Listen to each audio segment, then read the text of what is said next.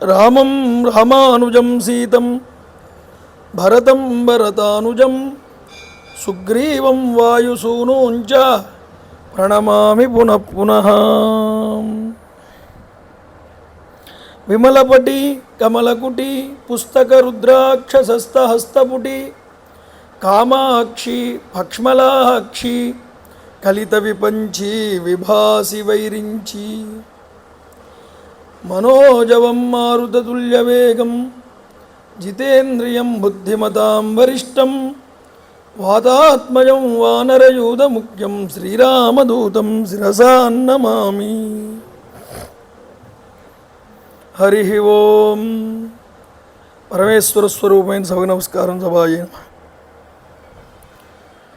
కాకపక్షధరం దేవం వనమాలా విభూషితం శ్రీరామం బాలకం ధ్యాయేత్ బాలకాండే మునీశ్వరః.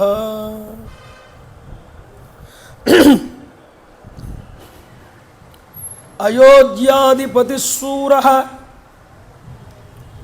పూర్వమాసీన్నరాధిపః సగరో నామ ధర్మాత్మా ప్రజాకామః సచాప్రజః. రామచంద్ర ప్రభువు వారు చెప్తున్నారు, ఎంతో గొప్పదైనటువంటి షణ్ముఖోత్పత్తిని మాకు వినిపించారు స్వామి, చాలా ఆనందించాం.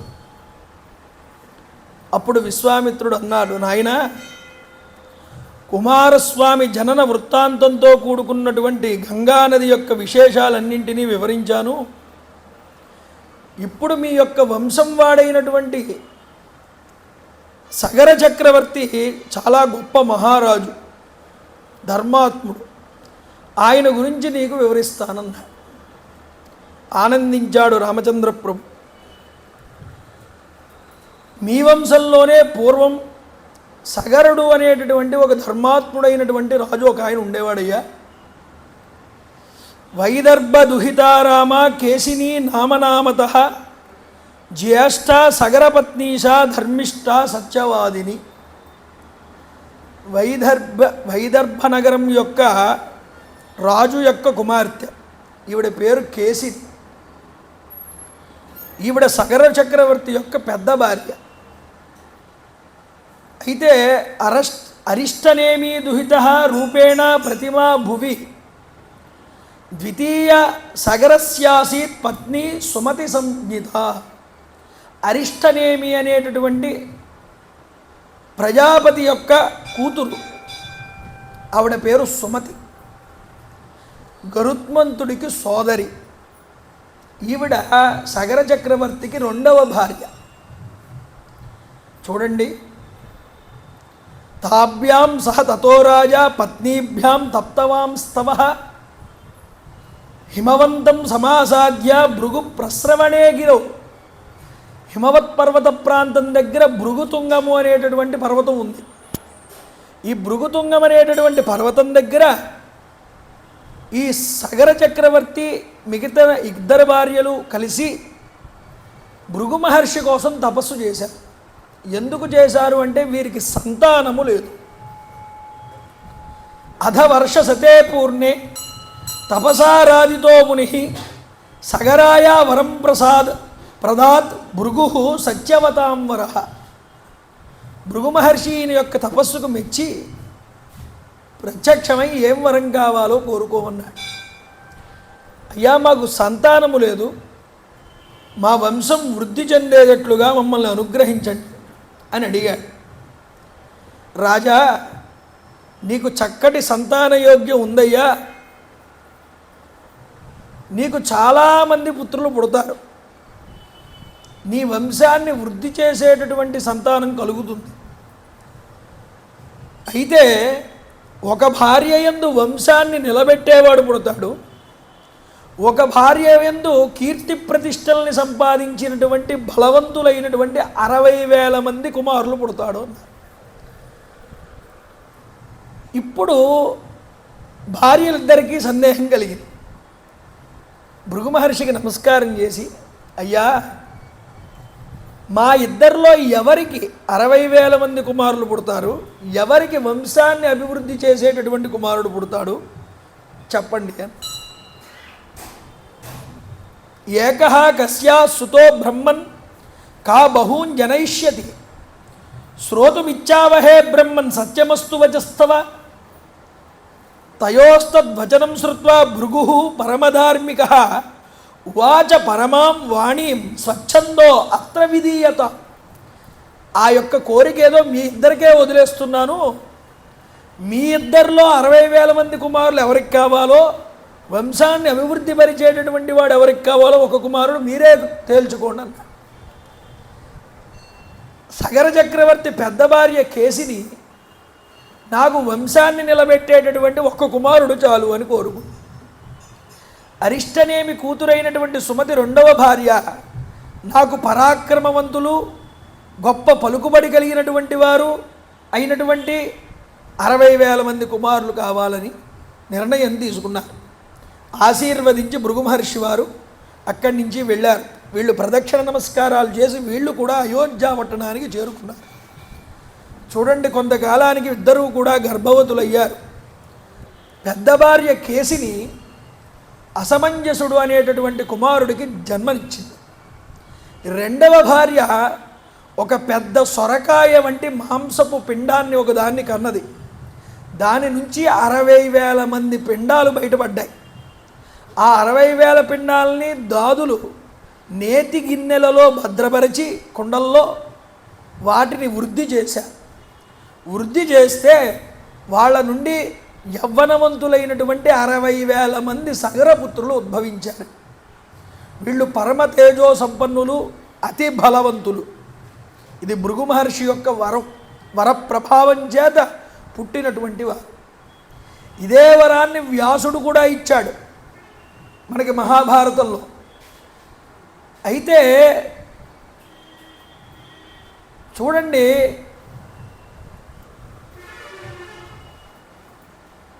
అసమంజసుడు అనేటటువంటి వాడు చిన్నతనంలో పిల్లలతో ఆడుకుంటూ సరయూ నదికి తీసుకువెళ్ళి వాళ్ళని ఆ సరయూ నదిలోకి తోసేస్తూ ఉండి వాళ్ళు గిలగిలా కొట్టుకుంటుంటే నీళ్ళల్లో పడి ఆనందిస్తూ ఉండేవాట. ఊరిలో ప్రజలందరూ వెళ్ళి ఆ సగర చక్రవర్తికి ఫిర్యాదు చేశారు.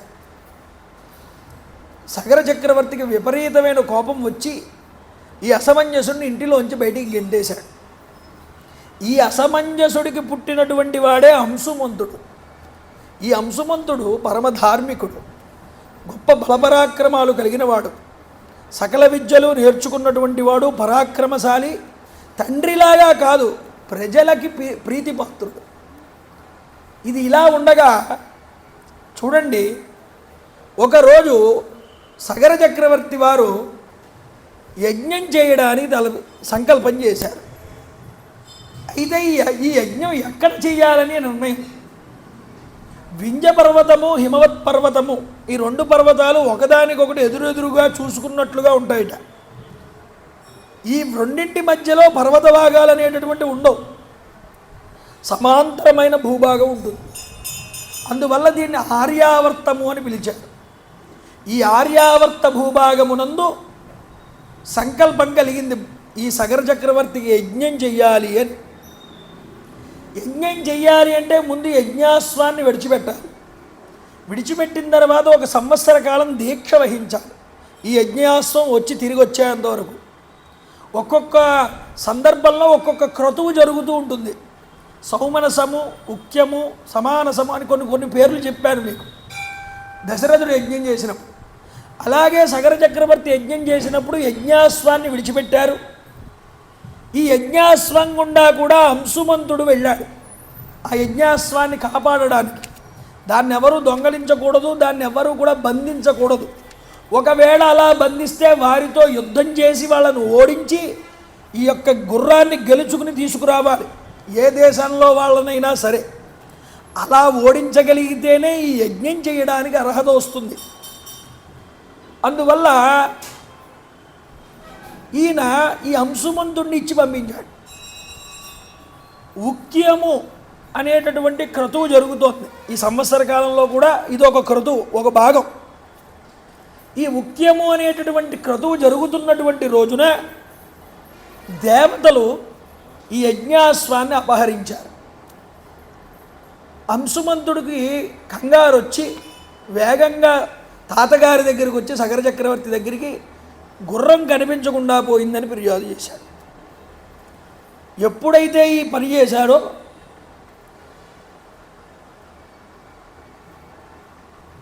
యజ్ఞ ఛిద్రం భవేత్యేతత్ సర్వేషాం అశివాయనః తదా క్రియతాం రాజన్ యథాశ్చిద్రః క్రతుర్భవేత్. అక్కడ ఉన్నటువంటి పండితులందరూ అన్నారుట, యజ్ఞాశ్వం అనేటటువంటిది మాయం అవ్వకూడదు, అలా అయితే యజమానికి చేయించేవాడికి కూడా చాలా కీడు. ఈ యజ్ఞం పూర్తవ్వడం కాదు కదా, అసలు మనకి మొదలకే మోసం వస్తుంది. ముందు వేగంగా నీ కుమారుల్ని పంపించి ఈ యజ్ఞాశ్వాన్ని వెతికించేటటువంటి ప్రయత్నం చేయి, లేకపోతే మనకి చాలా ఇబ్బంది కలుగుతుందని వాళ్ళు కూడా కంగారు పెట్టారు రాజు. ఉపాధ్యాయ వచశ్రుత్వ, ఈ ఇక్కడ ఉన్నటువంటి పండితులందరూ ఈ మాటలు అనగానే తస్మిన్ సదసి పార్థివ షష్ఠిం పుత్రసహస్రాణి వాక్యమేతద్ ఉవాచ.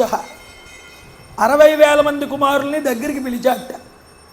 పిలిచి గతిం పుత్రానపశ్యామి రక్షసాం పురుషర్షభ మంత్రపూతైర్మహాభాగై రాస్థితో హి మహాక్రతు. ఓ కుమారులారా, రాక్షసుల యొక్క గమనాన్ని నేను తెలుసుకోలేకపోయాను. మంత్రవేత్తలైనటువంటి మహానుభావుల చేత నిర్వహించబడుతున్నటువంటి ఈ యొక్క యజ్ఞం మధ్యలో విఘ్నాన్ని సంతరించుకుంది. అయితే మీరు అతి వేగంగా వెళ్ళి ఈ భూమండలం మీద ఎక్కడ ఉన్న యజ్ఞాశ్వాన్ని వెతికి తీసుకురావలసిందిగా మీకు ఆజ్ఞ వేస్తున్నానన్నాడు. అయితే చూడండి, అలా చెప్పి ఊరుకోలేదు ఆయన. మీకు ఒకవేళ యజ్ఞాశ్వం ఎక్కడా కనిపించకపోతే గుర్రం పాతాళానికైనా వెళ్ళండి, భూమిని బద్దలు కొట్టండి, భూమిని త్రవ్వండి, వెళ్ళి మీరు వెతికి ఎక్కడున్నా సరే ఆ యొక్క గుర్రాన్ని తీసుకురావలసింది, ఒట్టి చేతులతో మాత్రం తిరిగి రాకండి సుమా అని చెప్పాడు. తం చైవ హర్తారం మార్గమాణా మమాజ్ఞయ దీక్షిత పౌత్రసహిత సోపాధ్యాయ గణోహ్యహం. నాతో పాటు ఈ పురోహితులు, అంశుమంతుడు నా కుమారుడే, నా మనవడైనటువంటి అంశుమంతుడు, వీళ్ళు నాతోనే ఉంటారు. మీరు మాత్రం యజ్ఞాశ్వాన్ని వెతకడానికి వెళ్ళండి అన్న. ఇత్యుక్త హృష్టమనసో రాజపుత్ర మహాబలః జగ్ముర్మహీతలం రామ పితుర్వచన యంత్రిత. తండ్రి మాట తీసుకుని వీళ్ళందరూ పరిగెత్తారండి. ఎలాగా? 60,000 మంది ఒక్కొక్కడు ఒక్కొక్క యోజన పర్యంతం వెతకమన్నారు. వెతికారు. 60,000 యోజనాల భూమండలాన్నంతటినీ కూడా వెతికారట. ఎక్కడా కూడా గుర్రం కనిపించలేదండి. ఇలా కనిపించకపోయేటప్పటికీ ఒక్కొక్కరు ఒక్కొక్క యోజన భూభాగాన్ని తీసుకుని త్రవ్వడం ప్రారంభం చేశారన్న. ఎలా త్రవ్వారు అని వాళ్ళ గోళ్లతోనే తవ్వేశారట. అంతటి శక్తివంతులు వాళ్ళు. వీటికి తోడు ఆయుధాలు కూడా ఉన్నాయి వాళ్ళ దగ్గర. బద్దలు కొడుతున్నారు ఆయుధాలతో భూమిని అంతటినీ కూడా. బద్దలు కొట్టుకుంటూ లోపలికి వెళ్ళిపోతున్నారు. వెళ్ళిపోతూ ఉంటే పాతాళలోకం నుంచి సర్పాలు, నాగులు, రాక్షసులు, మాంసభక్షకులు అందరూ బయటకు వస్తున్నారు.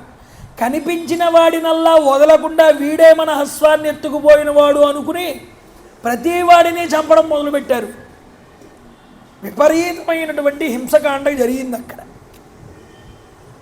అసలు ఈ భూభాగానికి అంతటికీ సముద్రాలు ఏర్పడ్డాయి అంటే ఈ యొక్క సగర చక్రవర్తి యొక్క కుమారుల వల్లేనే.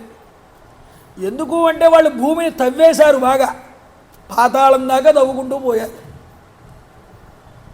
తవ్వుకుంటూ పోవడం వల్ల వచ్చినటువంటి వర్షపు ధారల నిల్వలన్నీ కూడా గుంటల్లో పూడుకుని అవి సముద్రాల కింద మారాయి.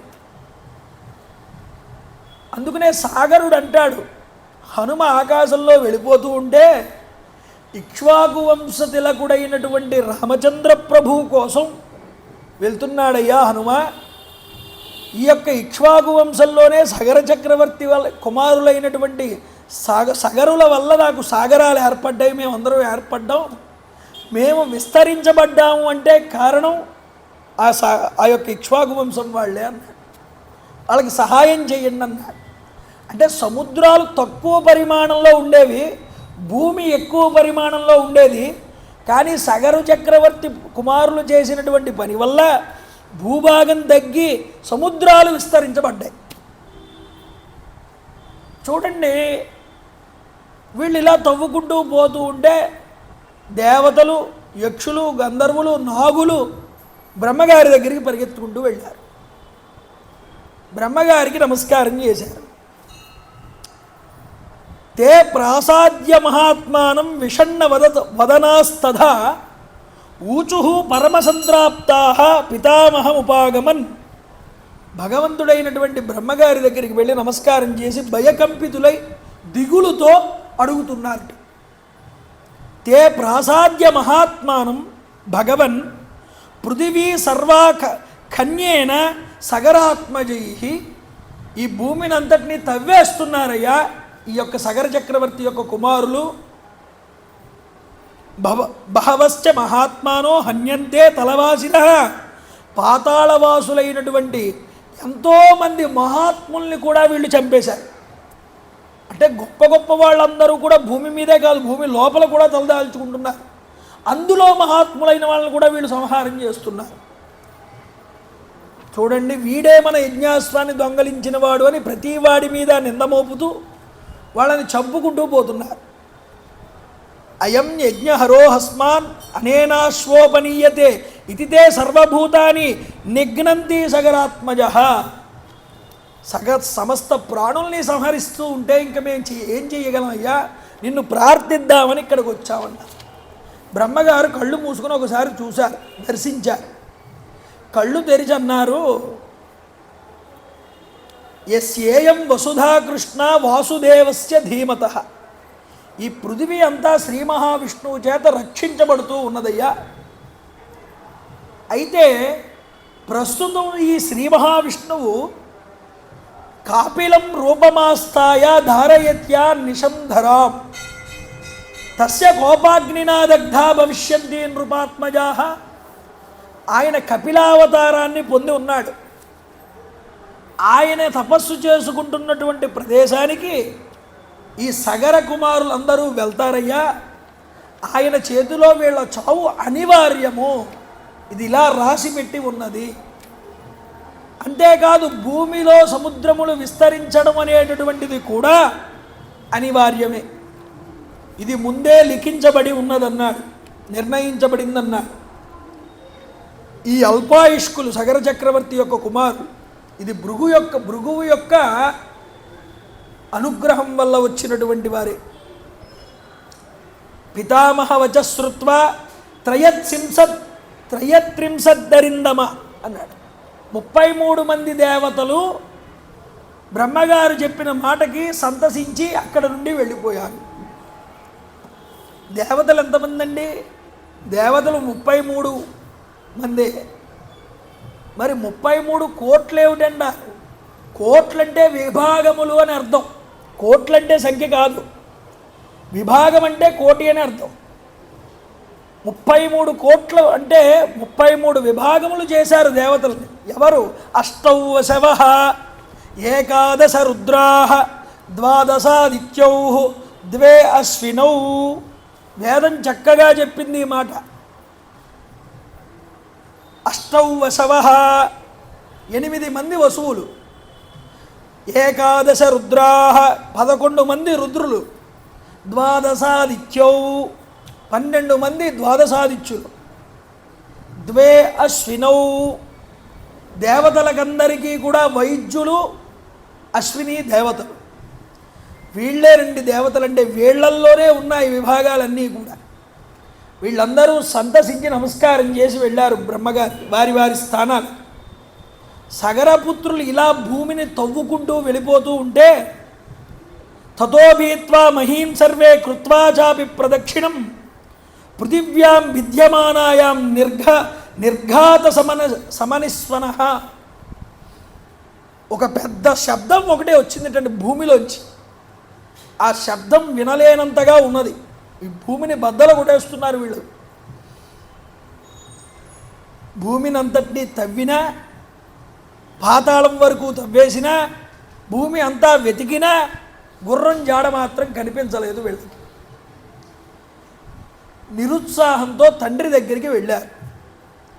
సగరుడు అక్కడ యజ్ఞం చేస్తున్న భూమి దగ్గరికి వెళ్ళి సగరుడికి ప్రదక్షిణ చేసి నమస్కారం చేసి, నాన్నగారు వెళ్ళిన పని అవ్వలేదు, గుర్రం కనిపించలేదు, పాతాళం వరకు తవ్వుకుంటూ వెళ్ళాము, వచ్చిన వాడిని వచ్చినట్లుగా కనిపించిన వాడిని కనిపించినట్లుగా చంపాం, అయినా సరే యజ్ఞంలో మాకు ఈ యొక్క యజ్ఞాస్త్రం కనిపించలేదు అన్న. విపరీతమైన కోపాన్ని పొందాడండి తండ్రి.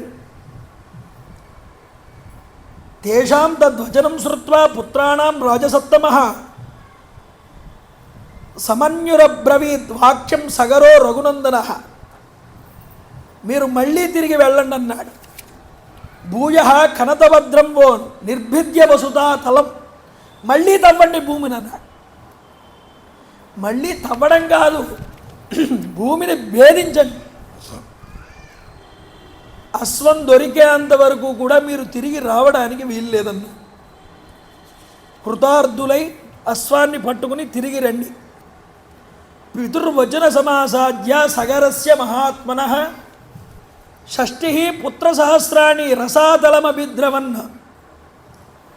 మళ్ళీ తండ్రి మాట పట్టుకుని పాతాళం దగ్గరికి వెళ్ళి మళ్ళీ తవ్వడం మొదలుపెట్టారు. రసాతలం దాటి పాతాళం దాకా వెళ్ళారు. ఇలా తీస్తూ ఉండగా వీళ్ళకి తూర్పు దిక్కున తవ్వడం మొదలుపెట్టారు. తూర్పు దిక్కున తవ్వుకుంటూ ముందుకు వెళ్తే విరూపాక్షము అనేటటువంటి ఒక గజం కనిపించింది. దానికి ప్రదక్షిణలు చేసి నమస్కారం చేశారు. చేసి ఇది పర్వకాలాలు వచ్చినప్పుడల్లా కూడా అలసట వస్తే కాస్త భుజం మార్చుకుంటూ ఉంటుంది. ఈ గజం భూమిని మోస్తూ ఉంటుందన్నారు రామాయణంలో. ఇది పాతాళంలో ఉంటుందిట, భూమికి అడుగున అట్టడుగున. అది భుజం మార్చినప్పుడల్లా ప్రకంపనలు వచ్చి భూకంపాలు వస్తూ ఉంటాయన్నారు. ఈ విరూపాక్షం అనే దాన్ని దర్శనం చేశారు, దానికి ప్రదక్షిణ చేశారు, తూర్పు వైపు చూశారు, ఎక్కడా కనిపించలేదు. అక్కడ నుండి దక్షిణం వైపుకి వచ్చారు తవ్వుకుంటూ దక్షిణం వైపుకి వస్తే తతపూర్వాం దిశం విత్వా దక్షిణాం బిబిదు పునః మహాపద్మం మహాత్మానం సుమహాత్ పర్వతోపమం. పర్వతాకార సన్నిభమైనటువంటి మహాపద్మము అనేటటువంటి ఒక ఏనుగు గజం కనిపించింది. దాన్ని చూశారు, దానికి ప్రదక్షిణ చేశారు, ముందరకు వచ్చారు. పశ్చిమాయాపిమాం దిశి మహంతం అపలోచనం దిశా గజం సౌమనసం దదృశస్తే మహాబలాహ. సౌమనసము అనే ఏనుగు కనిపించింది. ఇలా దక్షిణం నుంచి పశ్చిమం వైపుకి వచ్చేటప్పటికి ఆ ఏనుగు కూడా ప్రదక్షిణ చేశారు. అక్కడ వెతికారు, కనిపించలేదు. ఉత్తరస్యాం రఘుశ్రేష్ఠ దదృశుహుర్ హిమపాండరం భద్రం భద్రేణ పపుషా ధారయంతం మహీమియం. భద్రము అనేటటువంటి గజాన్ని చూశారు. ఉత్తరం వైపుకు తవ్వుకుంటూ వెళ్ళి దానికి ప్రదక్షిణములు చేశారు. అక్కడ భూమిని తవ్వారు. అక్కడి నుంచి ఈశాన్య దిక్కు వైపుకు పయనించారు, తవ్వుకుంటూ వెళ్ళారు. చూడండి, కాస్త ఆశ్చర్యం అనిపిస్తుంది మనకి రామాయణం చదువుతూ ఉన్నప్పుడు. ఇక్కడ ఏమిటి ఆశ్చర్యం అంటే, ఏనుగులు మోయడం ఏమిటండి? కింద పాతాళంలో భూమిని మోసేటటువంటి విధానం, ఏనుగులు మోయడం ఏమిటి? ఆలోచించాలి.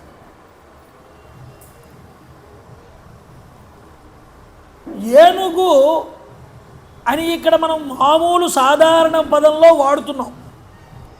అసలు గజము అంటే అర్థం ఏమిటి? ఎన్ని పర్యాయ పదాలు ఉన్నాయో తెలుసుకోవాలి.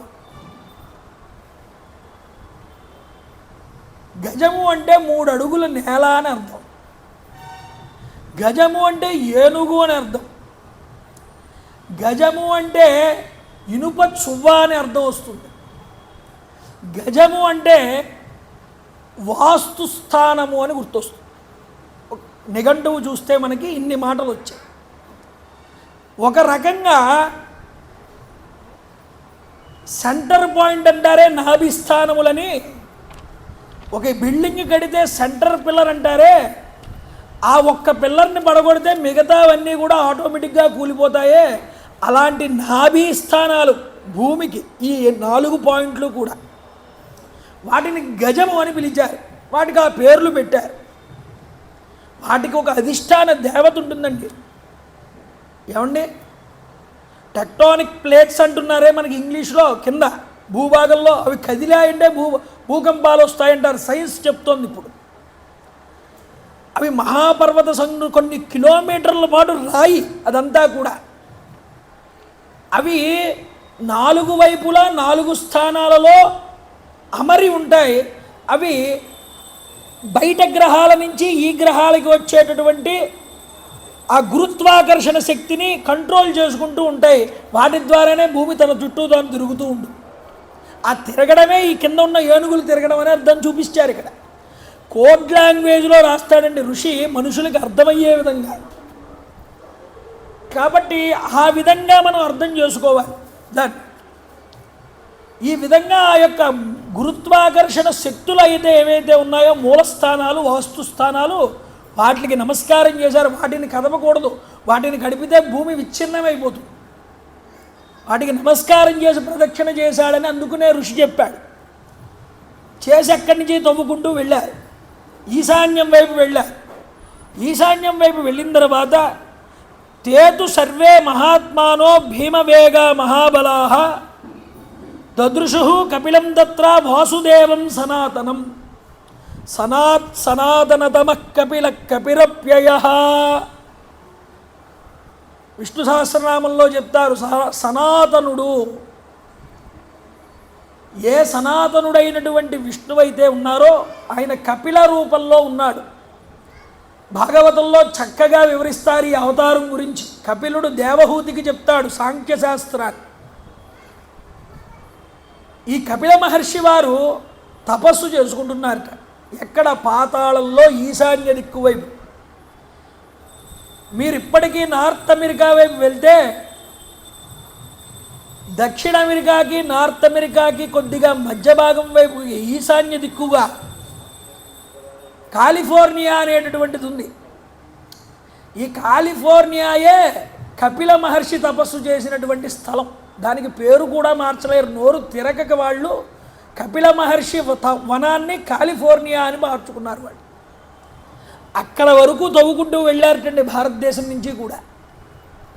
ఈ యొక్క సగర చక్రవర్తి కుమారుడు అక్కడే హార్స్ ల్యాండ్ అని ఉంది ఇప్పటికీ. మీరు గూగుల్ ఎర్త్లో సెర్చ్ చేసి చూడండి, వస్తుంది. హార్స్ ల్యాండ్ అంటే ఈ గుర్రాన్ని కట్టి ఉంచినటువంటి ప్రదేశం. దేవతలు తీసుకువెళ్ళి ఆ కాలిఫోర్నియాకి దగ్గరలోనే ఉంటుంది అది కూడా. ఇది చెప్పింది నేను కాదుండే, సొంత కవిత్వం కాదు నాది. కంచి పరమాచార్య స్వామి వారు ఒక ప్రసంగంలో చెప్పారు ఈ మాటని. అరుణాచలం లింగం ఎక్కడి దాకా ఉందిరా అంటే, అరుణాచల పర్వతం అనేటటువంటిది ఇక్కడి నుంచి ప్రారంభమై అరుణాచలంలో దాని భూభాగం ఆపాతాళ నభస్థలాంత భువన బ్రహ్మాండమా విస్ఫురత్ అనే శ్లోకానికి వ్యాఖ్యానం చేస్తూ కింద దక్షిణ అమెరికాలో ఉన్నటువంటి పర్వత శ్రేణుల దగ్గర వరకు కూడా అది వ్యాపించి ఉన్నాయి. అరుణాచలం పర్వత శిఖరాలు అవి భూమి ఆకాశాన్ని తాకాయి అప్పట్లో. తరువాత పరమేశ్వరుడు సాకార రూపంలో అరుణాచల కొండ కింద మారాడన్న. ప్రతి దానికి ఒక సైంటిఫిక్ విట్నెస్ ఉంటుందండి మన సనాతన ధర్మంలో. కాబట్టి ఈ యొక్క కపిల మహర్షిని చూశారు దూరం నుంచే. వీళ్ళ దృష్టంతా ఏమిటి? ఎవరు కనిపించినా సరే అనవసరం, ఇతడే మన గుర్రాన్ని అపహరించిన వాడు, ఇక అడగడం కూడా లేదు. ఆ స్థితిలోకి వెళ్ళిపోయారు వీళ్ళందరూ. అదిగో వాడే మన యొక్క గుర్రాన్ని అపహరించిన వాడు. ఎందుకని? దూరంగా ఒక గుర్రం కట్టేసి ఉంది వీళ్ళదే.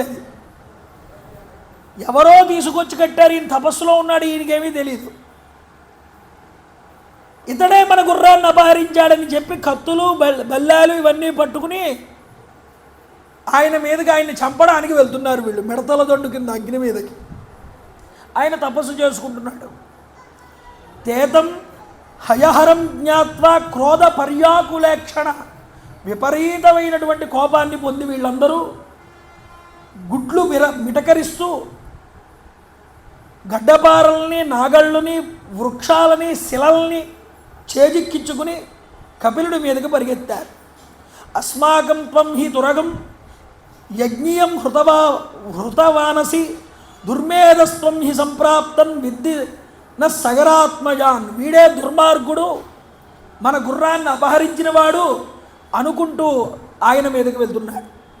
శృత్వాదు వచనం దేశాం కపిలో రఘునందనం. వీళ్ళ మాటలన్నీ విన్నాట కపిల మహర్షి వారు. మీదకు వస్తున్నటువంటి దొండుని చూశాట. ఒక్కసారి కళ్ళు తెరిచాడు. రోషేణ మహతావిష్టో హూంకారమకరోత్తద. ఒక్కసారి హూంకారం చేసేట వాళ్ళని చూసి ఎర్రగా కళ్ళెర్ర చేసి. ఈయన హూంకారానికి వాళ్ళందరూ బూడిద రాసుల్లాగా కాలిపోయి బూడిదైపోయి అక్కడే పడిపోయారు. చూడండి, చావు మనిషికి ఎలా వస్తుందో చెప్పడం చాలా కష్టం. విపరీతమైన బలాన్ని, స్థైర్యాన్ని పొంది దాన్ని ఎలా ఉపయోగించుకోవాలో తెలియక మంచి మార్గం వైపుకు తిప్పాలి. దాన్ని బలం ఒకటే ఉంటే సరిపోదండి, దానికి బుద్ధి కూడా తోడవ్వాలి. రాముడి సైన్యంలో బలమైన వాళ్ళు చాలామంది ఉన్నారు, కానీ ఎవరినీ పంపలేదు రావణాసురుడి దగ్గరికి. ఒక హనుమని మాత్రమే పంపించారు. ఎందుకని? బుద్ధిర్బలం యశోధైర్యం నిర్భయత్వమరోగత. వాల్మీకి మహర్షే చెప్పాడు ఆ మాట కూడా. ధృతిర్దృష్టిర్మతిర్దాక్ష్యం స్వకర్మసు నసీదతి. 4 లక్షణాలు ఉన్నవాడు వాడి పనిలో ఎప్పటికైనా సఫలీకృతుడవుతాడు. ఆ బుద్ధి కలిగినవాడు, సమయస్ఫూర్తి కలిగినవాడు, ధైర్యం కలిగినవాడు, సంకల్ప స్థితి కలిగినవాడు, పట్టుదల, ఇవెవరికి ఉన్నాయి? స్వామి హనుమకున్నాయి. అందుకనే కండబలంతోనే ఏమీ చేసేయలేము, దానికి కాస్త బుద్ధి బలం తోడవ్వాలి. వీళ్ళు కండబలం ఉంది కదా అని రెచ్చిపోయారు. ఎవరి దగ్గర ఎలా ప్రవర్తించాలో తెలియలేదు. ఆఖరికి కపిల మహర్షి యొక్క కోపానికి గురవ్వాల్సి వచ్చింది. వెళ్ళిన వాళ్ళు తిరిగి రాలేదు, హయము తిరిగి రాలేదు, యజ్ఞము పూర్తవ్వలేదు. ఇక్కడ సగర చక్రవర్తి చాలా దిగాలుగా ఉన్నాడు. ఒకరోజు మనవడైనటువంటి అంశుమంతుణ్ణి పిలిచాడు. నాయనా, మీ యొక్క పినతండ్రులు వెళ్ళి చాలా కాలం అయిపోయింది, ఇంకా తిరిగి రాలేదు, గుర్రము కూడా తిరిగి రాలేదు, యజ్ఞము పూర్తవలేదు. నువ్వు వెళ్ళు నాయన, ధనుర్బాణాలు, బాణము, గుర్రము తీసుకుని వెళ్ళు. పాతాళం వైపు మీ పినతండ్రులు తవ్వి వెళ్ళిన ప్రాంతం వైపు నువ్వు కూడా వెళ్ళమన్నా. పాతాళవాసులు చాలా బలవంతులు, వాళ్లతో పోరాడాలి అంటే శస్త్రాస్త్రాలు దగ్గర పెట్టుకో, జాగ్రత్తగా వెళ్ళిరా. గుర్రాన్ని, నీ పినతండ్రుల్ని దర్శనం చేసి వెనక్కి తీసుకురావయ్యా అని పంపించాడు. అంశుమంతుడు బయలుదేరాడు. ఈ పాతాళ లోక గుహ దగ్గర నుంచి, తవ్వినటువంటి ప్రాంతం దగ్గర నుంచి వెతుక్కుంటూ వెళ్ళాడు. ఈ యొక్క 4 ఏనుగులు కూడా కనిపించాయి. విరూపాక్షము, మహాపద్మము, సౌమరసము అనేటటువంటి ఈ యొక్క ఏనుగులు, గజాలు కనిపించాయి. వీటికి నమస్కారాలు చేసి మా పినతండ్రులు ఎక్కడున్నారో కాస్త చెప్పండి అని అడిగాడు ఆ అధిష్టాన దేవతలందరినీ కూడా. ఆ గజాలు అన్నాయి నమస్కారం, ఆశీర్వదించి అంశుమంతుణ్ణి, నాయనా నువ్వు తప్పకుండా నీ పనిలో సఫలీకృతుడు అవుతావు, నీకు యజ్ఞాస్వం దొరుకుతుంది, వెళ్ళిరా అన్నాయి. ఎవరిని అడిగినా ఇదే సమాధానం చెప్తున్నారు, కానీ పినతండ్రులు ఎక్కడున్నారో చెప్పట్లేదు. ఇతనికి అర్థమైంది, ఓహో మా పినతండ్రులకి ఏదో ప్రమాదం జరిగి ఉంటుంది, అందుకనే హయం గురించి మాట్లాడుతున్నారు కానీ పినతండ్రి గురించి మాట్లాడట్లేదు అనుకున్నాడు. కొద్దిగా దూరం వెళ్ళేటప్పటికీ ఈ నాలుగింటిని దాటుకుని ఈశాన్యం వైపు అక్కడ కొన్ని బూడిద రాసులు కనిపించాయి దూరంగా. ఈ బూడిద రాసులు దగ్గరగా 60,000 ఉండవచ్చు. వీళ్ళెవరో కాదు, మా పినతండ్రులే అనే లెక్కలోకి వచ్చాడు అంశుమంతుడు. దూరంగా గుర్రం కనిపించింది. ఆశ్చర్యచకితుడు అయ్యాడు. ఎవరో మా పినతండ్రుల్ని ఇక్కడ సంహారం చేశారు. బాధపడ్డాడు, ఏడ్చాడు. వీళ్ళందరికీ ఇప్పుడు తిలోదకాలు ఇవ్వకపోతే వీళ్ళకి ఊర్ధ్వలోకాలు అనేటటువంటివి ఉండవు. కాబట్టి వీళ్ళకి తిలోదకాలు ఇవ్వడానికి నేను నీళ్లు వెతకాలి, తర్పణం విడిచిపెట్టాలని నీళ్ల కోసం వెతుకుతున్నాడు. ఆయనకి ఎక్కడా నీళ్లు కూడా కనిపించలేదండి. అక్కడ బాధపడుతూ ఉంటే ఆకాశంలో ఒక పక్షిరాజు సంచరిస్తున్నాడు.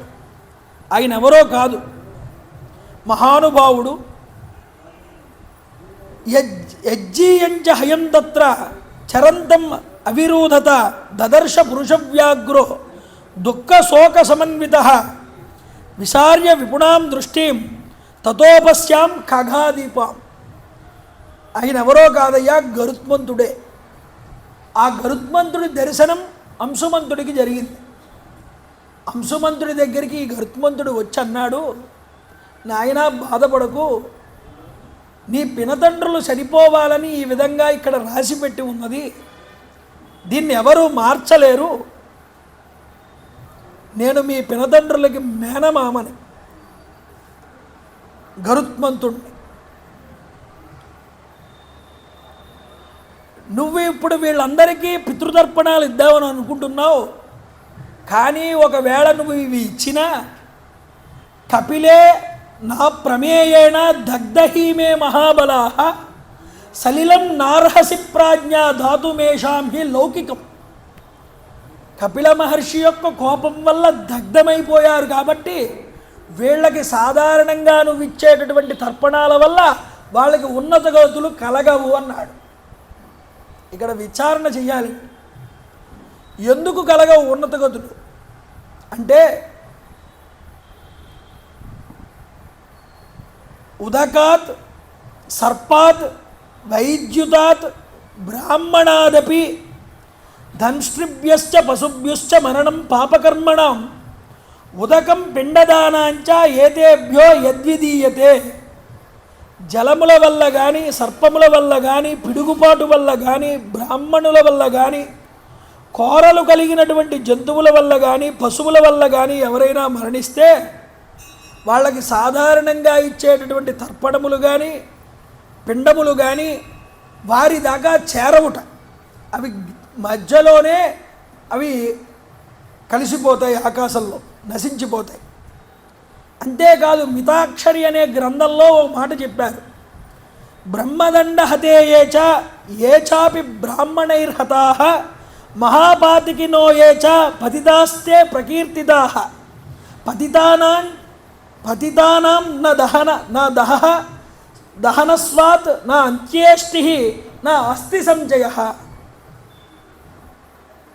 బ్రాహ్మణుడి శాపం వల్ల చనిపోయినా, బ్రాహ్మణుడి వల్ల చనిపోయినా, ఈ యొక్క మహాపాతకాలు చేసి చనిపోయినా వాడికి హస్తి సంచయనం కూడా పనికిరాదుట.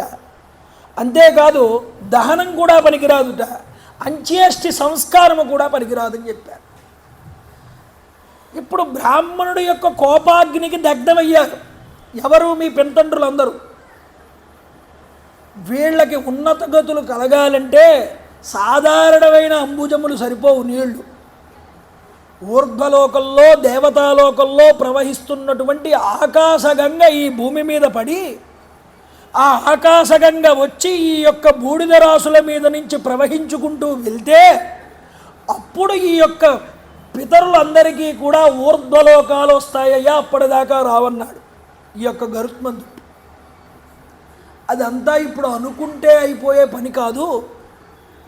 ఇప్పుడు జరగవలసిన పని ఏముందో దాన్ని చూడు.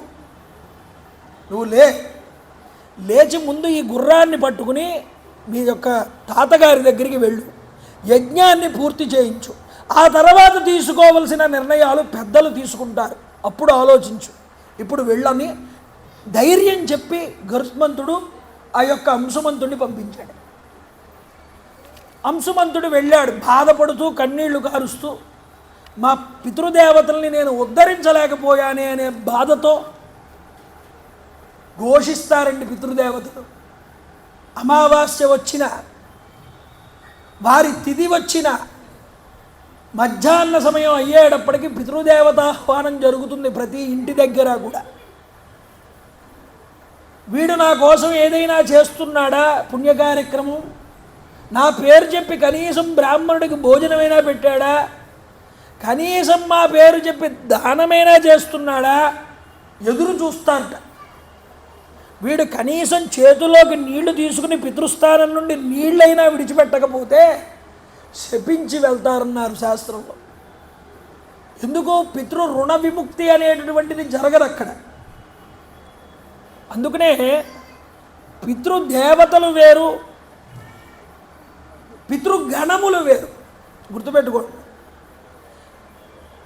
మనం తద్దినం పెట్టినప్పుడు కూడా విశ్వేదేవస్థానం అని ఒకటి, పితృదేవతాస్థానం ఒకటి, విష్ణుస్థానం అని ఒకటి, 3 స్థానాలు చూపిస్తారు.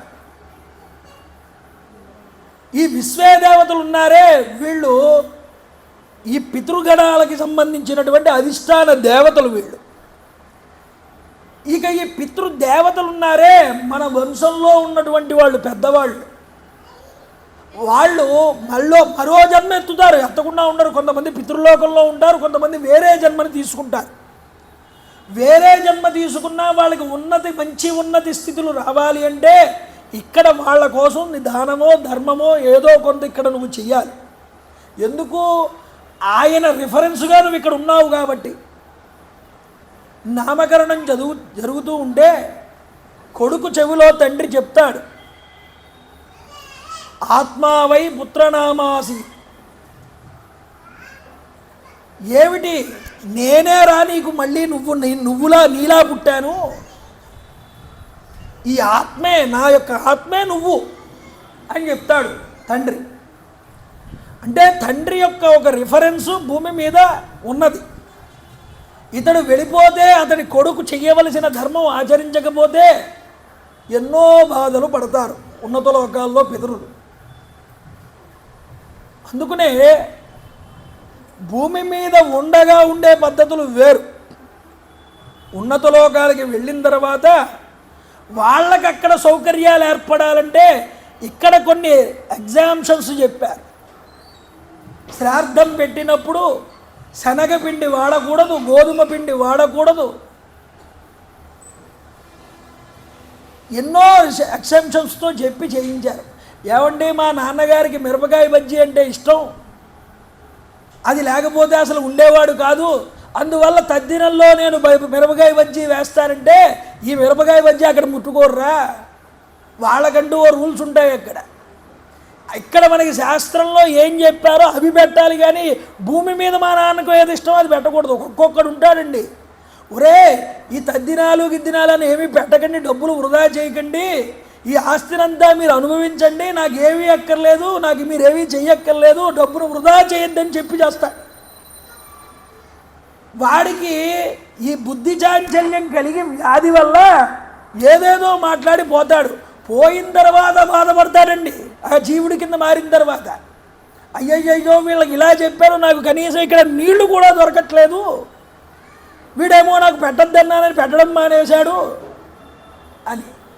అందువల్ల బతికున్నప్పుడు ఉన్న మాటలు కాదు, శాస్త్రం ఏది చెప్పిందో అదే ప్రమాణము, అది గుర్తుపెట్టుకో. అందుకనే గరుత్మంతుడు చెప్పాడు ఆ మాట, నువ్వు ఇలా ఇప్పుడు దారపోసేద్దామన్నా అది వెళ్ళదు వాళ్ళకి. ఆ టైం వస్తుంది మళ్ళీ ఆ యొక్క గంగని, ఆకాశ గంగని తీసుకొచ్చి వీళ్ళ మీద వెళ్తే కానీ వాళ్ళకి ఉన్నత స్థితిలో వెళ్ళవు. కాబట్టి పంపించాడు. వెళ్ళాడండి, తాతగారికి జరిగిన విషయం అంతా చెప్పాడు. ఆయన చాలాసేపు బాధపడి చేసేది లేక యజ్ఞాన్ని పూర్తి చేశాడు. ముందు యజ్ఞం పూర్తయిన తర్వాత ఎప్పుడూ పాపం ఆయనకి అదే ఆలోచన, ఎలాగా వాళ్ళ యొక్క కొడుకుల్ని ఉద్ధరించాలి. ఒక నిర్ణయానికి రాలేకపోయాడండి. సగర చక్రవర్తి. చాలా కాలం గడిచిపోయిన తర్వాత 30,000 సంవత్సరాలు పాలించాట రాజ్యాన్ని. ఆదిగులతోనే దివంగతుడు అయ్యాడు. ఆ తర్వాత అంశుమంతుడు వచ్చాడు పరిపాలనలోకి. ఈ అంశుమంతుడి యొక్క కుమారుడే దిలీప చక్రవర్తి. చూడండి, దిలీపుడు చాలా గొప్పవాడు. దిలీపుడికి రాజ్యభారాన్ని ఇచ్చేసి అంశుమంతుడు హిమవత్ పర్వత ప్రాంతానికి వెళ్ళిపోయాడు. తన యొక్క పినతండ్రుల్ని ఎలాగైనా ఊర్ధ్వలోకాలకి పంపించాలనే సంకల్పం చేత వెళ్ళి 32,000 సంవత్సరాల పాటు తపస్సు చేశాట. ఇంత తపమాచరించి చివరికి స్వర్గాన్ని చేరుకున్నాడు, కానీ ఆకాశగంగని భూమి మీదకి దింపలేకపోయాడు. దిలీపుడు తన తాతల యొక్క అకాల మరణ వార్తని విని మంత్రుల ద్వారా వారికి సద్గతులు కలగడానికై తన తండ్రి తీవ్ర తపస్సు చేసి ఆ లక్ష్యం సిద్ధించకుండానే సిద్ధి పొందాడని, తర్వాత తాను ఏ నిర్ణయం తీసుకోవాలో ఒక నిర్ణయానికి రాలేకపోయాడు దిలీప చక్రవర్తి. ఈ దిలీప చక్రవర్తికి పుట్టినవాడే భగీరథుడే. అయితే ఈ దిలీపుడు కూడా 30,000 సంవత్సరాలు రాజ్యపాలన చేశాడు. చేసి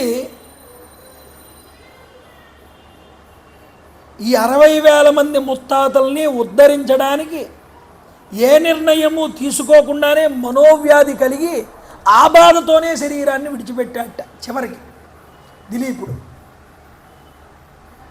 ఇప్పుడు మంత్రులందరూ రాజ్యం ఖాళీగా ఉండకూడదని భగీరథుడికి పట్టాభిషేకం చేశారు. చిన్నపిల్లవాడు భగీరథుడు. భగీరథుడు పెద్దవాడయ్యాడు, కానీ అతనికి సంతానం లేదు. పుత్రుల కొరకై తహతహలాడుతూ ఉన్నాడు. ఆ కోరిక కూడా నెరవేరలేదు. ఏం చెయ్యాలి? మా యొక్క ముత్తాతల్ని ఉద్ధరించాలి, మా వంశంలో ఉన్న వారికి ఉన్నత గతులు కలగాలి, మా వంశం ఇక్కడితో ఆగిపోకూడదు. ఏం చెయ్యాలో ఒక నిర్ణయానికి వచ్చి ఒక ముంకి పట్టు పట్టాడంటారే, అలాంటి పట్టుదల మనసులో కలిగిందండి. వంశంలో ఒకడు పుడతాడు, ఎప్పటికైనా సరే గుర్తుపెట్టుకో. జీవతో వాక్యకరణాత్ ప్రత్యబ్దం భూరి భోజనాత్ గయాయాం పిండదానాంచ త్రయః పుత్రస్య పుత్రతః. ఈ 3 ఆచరించాలి కొడుకుగా పుట్టిన తరువాత. జీవతో వాక్యకరణాత్, జీవించి ఉన్నంత వరకు తల్లిదండ్రులు వాళ్ళు చెప్పినటువంటి మాటని తూచా తప్పకుండా పాటించడం. ప్రత్యబ్దం భూరి భోజనాత్, వాళ్ళు కాలం చేసిన తర్వాత వాళ్ళ తిథి వచ్చినప్పుడు తప్పకుండా మర్చిపోకుండా తద్దినం పెట్టడం. గయాయాం పిండదానాంచ, జీవితంలో ఒక్కసారైనా సరే గయకి వెళ్ళి గయలో పిండ ప్రదానం పెట్టి, అక్కడ అక్షయవటము అని ఉంటుంది, అక్కడో పిండం పెట్టిస్తారు. ఉత్తర ఫల్గుని నదీ తీరం దగ్గర పిండం పెట్టిస్తారు. విష్ణుపాదం మీద ఓ పిండం పెట్టిస్తారు. ఈ 3 చోట్ల పిండ ప్రదానాలు ఎవడైతే చేస్తాడో వాడు పితృరుణాన్ని తీర్చుకున్నవాడు. అలాంటి కొడుకు కలగాలి అని కోరుకుంటాడు తండ్రి ఎప్పుడూ కూడా. ఆ వంశంలో అలాంటి వాడు పుట్టాలి అని. అలాంటి వాడు ఒక్కడు పుట్టాడా, వంశంలో ఉన్న మిగతా పూర్వీకులందరూ కూడా తరిస్తారు. అందుకనే తద్దినం పెట్టిన శ్రాద్ధకర్మలో పురాణం చదివిస్తారండి. మహాభారతం కానీ, రామాయణం కానీ, భగవద్గీత కానీ ఏదైనా ఒకదాన్ని చదవమన్నారు. ఇలా చదివితే వచ్చిన పితృదేవతలు తృప్తితో వెళ్ళిపోతారట. కాబట్టి మన పితృదేవతల్ని స్మారకంగా స్మరించుకోవడం కూడా ఒక గొప్ప కార్యమే.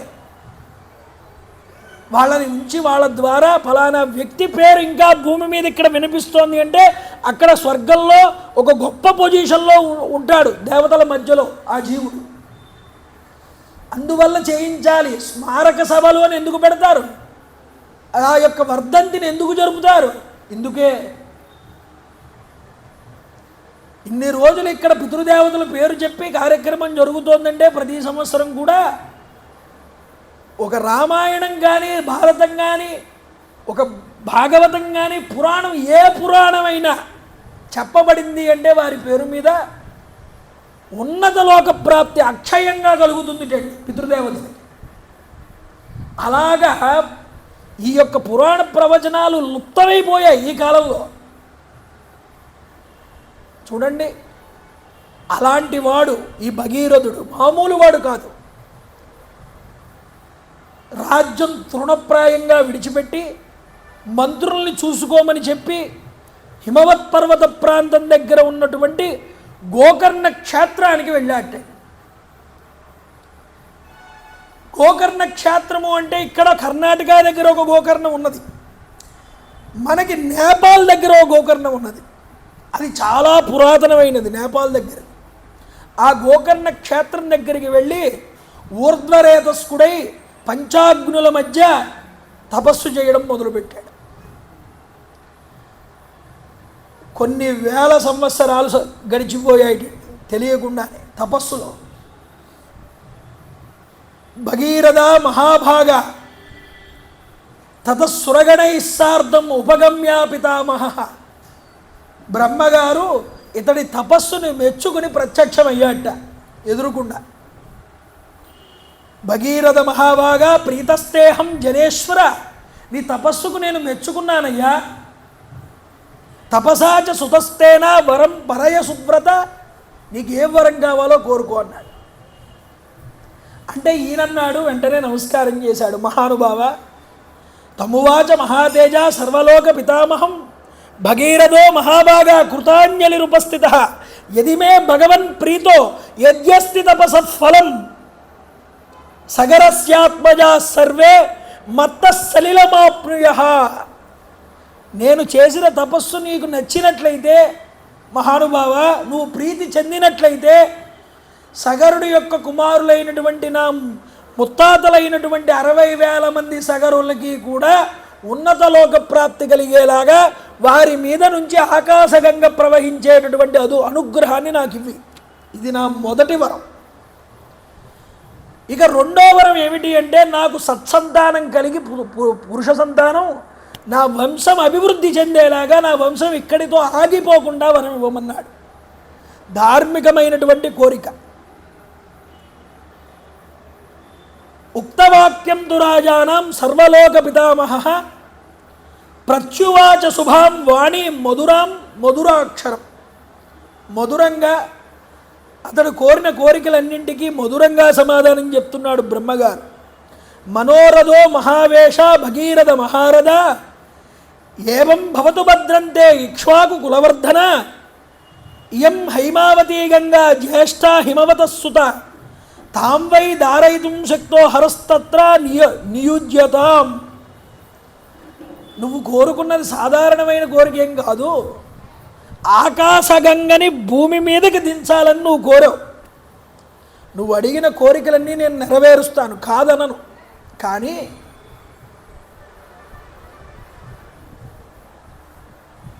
చూడండి,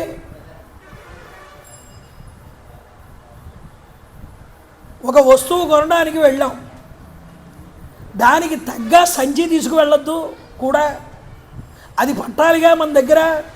మనం ఎంత పెద్ద వస్తువు కొంటే దాన్ని సరిపోయేంత సంచి మనం కూడా తీసుకువెళ్ళాలి.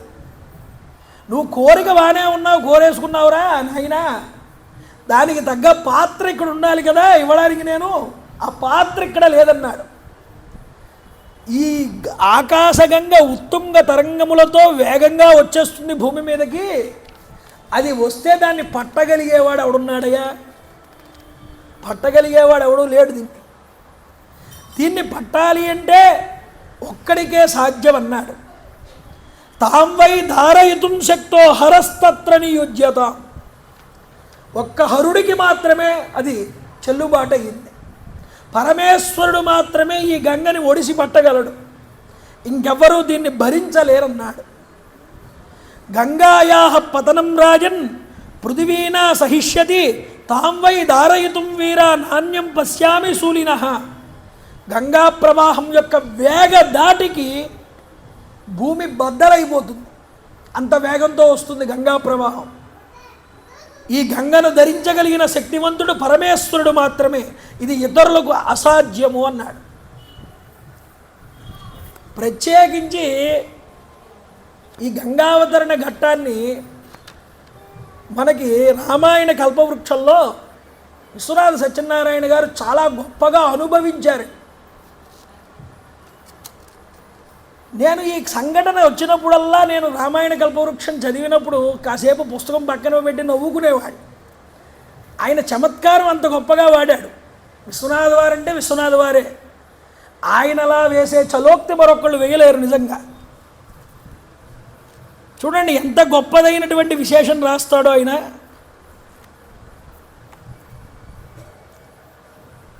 ఒక శివదేవుడైన జడలూపి గ్రహించుగాని.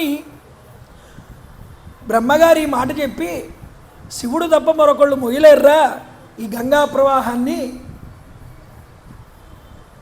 అని వెళ్ళిపోతూ అభయం ఇచ్చి శివుడి కోసం ప్రార్థన చెయ్యి, గంగా అమ్మా తల్లి ఈ బిడ్డని కాస్త దయచూడు అని చెప్పాడు బ్రహ్మగారు.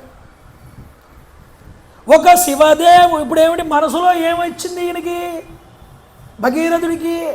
ఈయన వరం ఇచ్చినట్ట, నన్ను మళ్ళీ తపస్సు చేయమన్నట్ట, ఏమిటి ఆయన అర్థం కాలే. ఇప్పుడు ఆ సన్నివేశాన్ని తీసుకుంటున్నాడు విశ్వనాథ వారు. ఒక శివదేవుడైన జడలూపి గ్రహించుగాని ఆ ప్రాకటిత వేగమే పరులు బట్టరంచు సదృశుడవుచు గంగకు కబురంపెనోపి గిరిగర్భమా. ఇది శివుడు తప్ప మరొకరి వల్ల అవదురా నాయన అని చెప్పి అదృశ్యం అవుతూ ఆ గంగాదేవికి ఒక పిలిచి వెళ్ళిపోయాట బ్రహ్మగారు.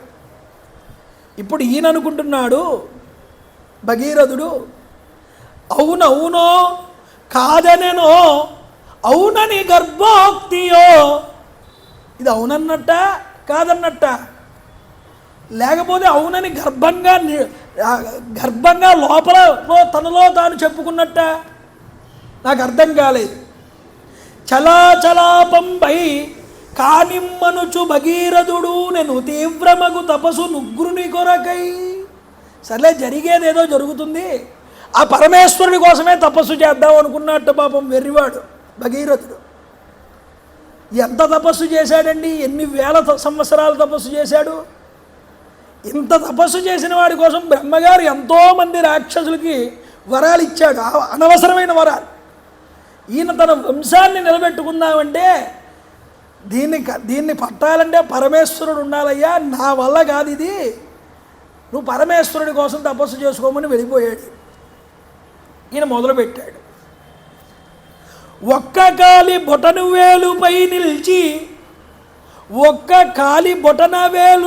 నిల్చి ఊర్ధ్వబాహుండు నిరాలంబుండు వాయుభక్షుండు స్థానువత్తునై యొక్క ఏడాది ఉగ్ర తపశ్చర్య నడిపి ఒక ఏడాది పాటు బొటని వేలు మీద నిలబడ్డాట. శరీరం మొత్తాన్ని ఒక బొటని వేలు మీద నిలబెట్టాడు. ఊర్ధ్వరేతస్కుడు చూపు ఊర్ధ్వంగా చూశాట, రెండు చేతులు పైకెత్తి వాయువుని మాత్రమే భక్షించాట. దివ్యమైన తపశ్శక్తి చేస్తున్నాడు. పరమేశ్వరుడు ప్రత్యక్షమయ్యాడు. ఎంతటి చమత్కారం రాస్తాడంటే ఈయన. ఒక్క కాలి బొటను వేలుపై నిలిచి తపస్సు చేస్తూ ఉంటే పరమేశ్వరుడు ప్రత్యక్షమైన వెంటనే ఏమన్నట్ట, ముందు చాలు చాలునో ఈ నరశ్రేష్ఠ, చాలు బ్రొటన వేల్ మాను కట్టదు పుండుగాగా. బొటన వేలుకు పుండు పడిందంటే అది కట్టడం మాను కట్టడం చాలా సంవత్సరాలు పడుతుంది, మళ్ళీ ఇక ఆఫ్ చేయమన్నట్టు పరమేశ్వరుడు. ఎంత చమత్కారం ఆడాడో చూడండి ఆయన. బొటన వేలు మానుగట్టదు పుండుగాగా,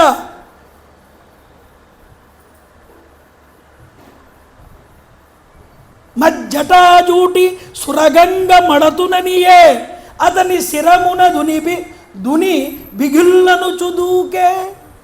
నా యొక్క శిరస్సు మీద గంగని పడతానులే, నీ యొక్క తపస్సుని ఇంకా ఆప్ చేయమన్నాడు. ఇది ఇక్కడితో అయ్యిందా? నేను పడతాను అనగానే గంగని దూకమన్నాడు కిందకి. ఆవిడ అనుకుంటోంది మనస్సులో ఈయన చూడగానే, తచ్చిరసృష్టిగాగా పాతాళమనకు జనదని లోకమహి లోన నూహించే సౌరగంగ. ఏమిటో దూకేయమంటున్నాడు నన్ను కిందకి పరమేశ్వరుడు. దూకడం కాదు, ఈయనతో సహా పాతాళానికి తీసుకుపోతానంది ఆ వేగంతో. తచ్చిరసృష్టిగాగా పాతాళమునకు జనదనని లోన నూహించే సౌరగంగ.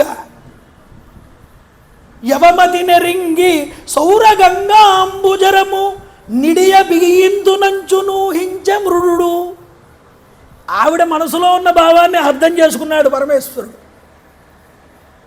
ఈవిడ్ని నా జటాజూటల్లో బంధించేస్తాను, ఒక్క చుక్క కూడా బయటికి వెళ్లకుండా ఈవిడ్ని నా యొక్క శిరస్సులో దాచేస్తాను అనుకున్నాడు ఈయన మనసులో. ఆవిడ ఆలోచనలు ఆవిడకున్నాయి, ఈయన ఆలోచనలు ఈయనకున్నాయి. చూడండి, గణగణ వచ్చుచున్న సురగంగనుగాంచి, గణగణ వచ్చుచున్న సురగంగనుగాంచి భవానీ స్వామికిన్ బెణుకులు పుట్టునో మెడకు. ఆ వేగానికి పరమేశ్వరుడి మెడ ఏమైనా బెణుకుతుందా?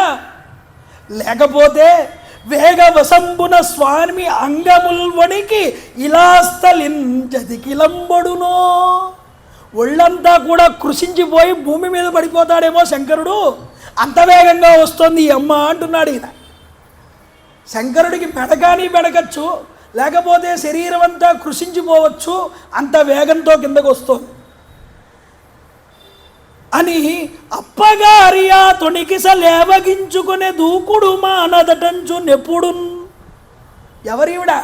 పార్వతీదేవి అప్పగారే. ఆవిడ దుడుకు మాత్రం తగ్గించుకోలేదుట.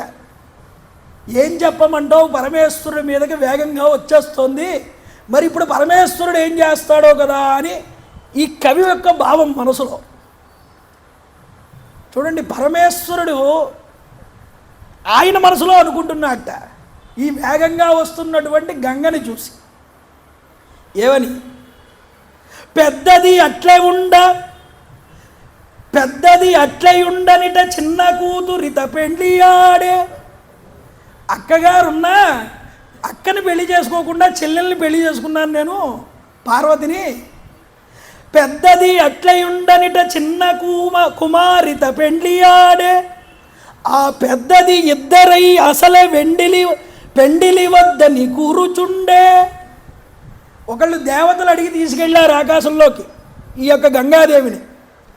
అక్కడ ఉండకుండా ఇప్పుడు రెండో రూపాన్ని దాల్చి భూమి మీదకు వస్తుంది. ఒక ఆవిడే పెళ్లి చేసుకోనని కూర్చుంది, ఇప్పుడు రెండు కింద మారింది, భూమి మీదకు వస్తుంది. నేను పెళ్లి చేసుకోనని కూర్చుంది కదా ఇప్పుడు ఈవిడ. నా యొద్దనే దీని నుంతునని ఉగ్రుడు సింహసటాచటాజటల్ ప్రొద్దు నవోదయాంశములు పోసిన ఎట్లు గవిచ్చి నిలిచినన్. ఈ పెద్దదాన్ని కూడా నేనే నా దగ్గర ఉంచుకుంటానులే అని చెప్పి ఒక్కసారి జటాజూటం పూర్తిగా తెరిచి నిలబడ్డాట. అంటే చిన్నదాన్ని ఎలాగో వివాహం చేసుకున్నాను, పెద్దదాన్ని కూడా నా నెత్తి మీద ఉంచుకుంటాను అనుకున్నాడు. ఇది కవి యొక్క ఆలోచన దృష్టి అండి. చూడండి, స్వర్గమున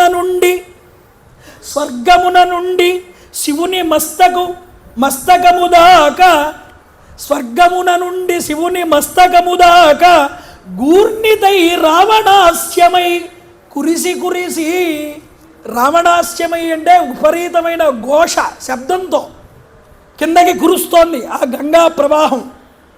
శివ జటాజూటికా మహాసీమకే గుభిల్లుమని వచ్చే పడే తిరుగుళ్ళ గంగా. తిరుగుతూ తిరుగుతూ ఆ యొక్క గంగా ప్రవాహం శివుడి యొక్క జటాజూటంలో పడిందన్నారు. ఎలా పడిందిట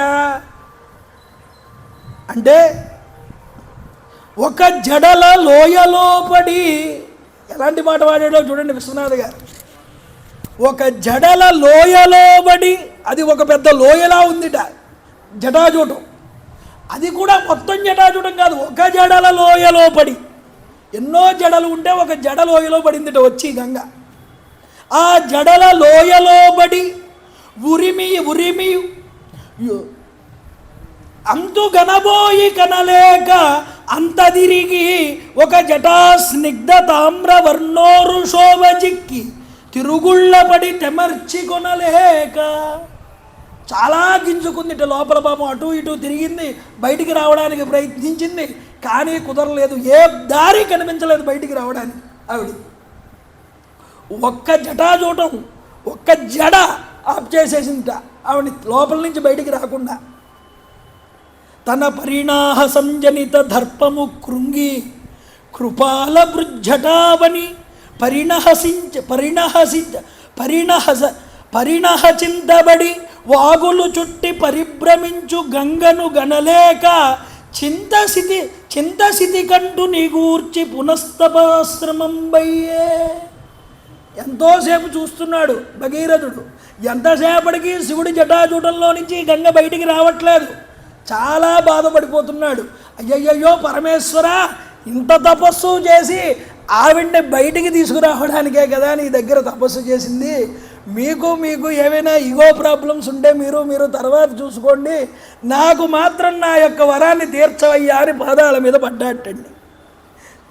సా తస్మిన్ పతితా పుణ్యే రుద్రస్య మూర్ధని హిమవత్ ప్రతిమే రామ జటామండల గహ్వరే. అప్పుడు పరమేశ్వరుడు భగీరథుడి యొక్క తపస్సుకు మెచ్చి ఆ యొక్క కాస్త ఆ జటలలో చిన్న జాగా ఒకటి వదిలేటాడు. విసర్జ తతో గంగాం హరో బిందుసరప్రతి. ఆ హిమవత్ పర్వత ప్రాంతం దగ్గర బిందు సరోవరం అనేటటువంటి సరోవరం ఉన్నది. ఆ సరోవరం దగ్గర చిన్న పాయ కింద పైనుంచి కిందకి విదిలిపెట్టాడు ఈ గంగాదేవి. తస్యాం విసృజ్యమానాయాం సప్త శ్రోతాంసి జజ్ఞిరే. 7 పాయల కింద పడిందంట. భూమి మీద పడగానే ఆ పాయ 7 పాయల కింద విస్తరించిందంట. ఏమిటి? హలాదిని పావనీ చైవ నళినీ చ తదాపర త్రిసప్రాచీం దిశంజగ్ముః గంగా శివజలా శుభాః. హలాదిని, పావని, నళిని అనే పాయల కింద తూర్పు వైపుగా ప్రవహించింది గంగానది. ఇక పశ్చిమం వైపు త్రిస్రస్తేవ దిశాం జగ్ముః ప్రతీచీం తు సుబోధకాః. ఏమిటి? సీత, సింధువు, సుచక్షువు అనేటటువంటి పాయల కింద పశ్చిమం వైపుకు తిరిగిందిట. ఇక ఇంకొక పాయ ఉన్నది.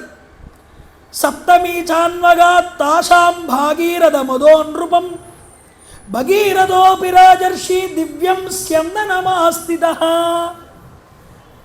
ఇంకొక పాయ ఉన్నదే, ఈ పాయ భగీరథుణ్ణి అనుసరించిందన్నారు. ఆయన రథం ఎక్కాడు. రథం మీద కూర్చుని ముందర తాను వెళ్తూ ఉంటే ఈ యొక్క భాగీరథీ జలముల యొక్క ప్రవాహం ఈయన్ని అనుసరిస్తోంది వెనక్కాల. ఎంత గొప్పగా అనుసరిస్తోందో చూడండి చెప్తున్నారు. గగనాశంకరశిరః తతో ధరణిమాశ్రితః వ్యసర్పత జలం తత్ర తీవ్ర శబ్ద పురస్కృతం. విపరీతమైన ఘోషతో ప్రవహిస్తోంది శంకరుడు యొక్క శిరస్సు నుంచి కిందకి. అసలు ఈ గంగ హిమవంతుడికి పుట్టినదే, హిమవత్ పర్వత ప్రాంతంలోనే పుట్టింది మొట్టమొదట. ఇది తర్వాత దేవతల దగ్గరికి వెళ్ళి అక్కడి నుండి ఇప్పుడు శిరస్సు మీదకి చేరి శంకరుడి శిరస్సు మీదకి అక్కడి నుండి ఈ బిందు సరోవరం దగ్గర పడింది. ఇప్పటికీ హిమవత్ పర్వత ప్రాంతం దగ్గర గోముఖము అంటారు. ఈ గోముఖం దగ్గర నుంచే ప్రారంభం అవుతుంది ఈ గంగానది ప్రవాహం అంతా కూడా. ఆ ప్రదేశంలోనే వదిలిపెట్టాడు శంకరుడు ఆ యొక్క తీర్థాన్ని. చూడండి, విపరీతమైన శబ్దం వస్తోంది. మత్స్య కచ్చప సంగైశ్చ సింసుమార గణైస్తథా పతద్భిః పతితైశ్చైన్యై వ్యరోచన వసుంధర. మత్స్యములు, తాబేళ్ళు, మొసళ్ళు, ఇతర జల జంతువులన్నిటిలో కూడా భూమి శోభిస్తోందిట ఆ ప్రవాహంలో పడి. ఈ జంతువులన్నీ కూడా దివి నుండి భూమికి చేరినటువంటి గంగని దేవతలు, ఋషులు, గంధర్వులు, సిద్ధులు మొదలైన వాళ్ళందరూ కూడా కన్నుల పండుగగా ఆకాశంలో నిలబడి చూస్తున్నారు. నగరం వలె విపులంగా ఉన్నటువంటి విమానాలను ఎక్కి వచ్చారు కొంతమంది, గుర్రాలపై వచ్చారు కొంతమంది, భద్రగజాలపై వచ్చారు కొంతమంది దేవతలు.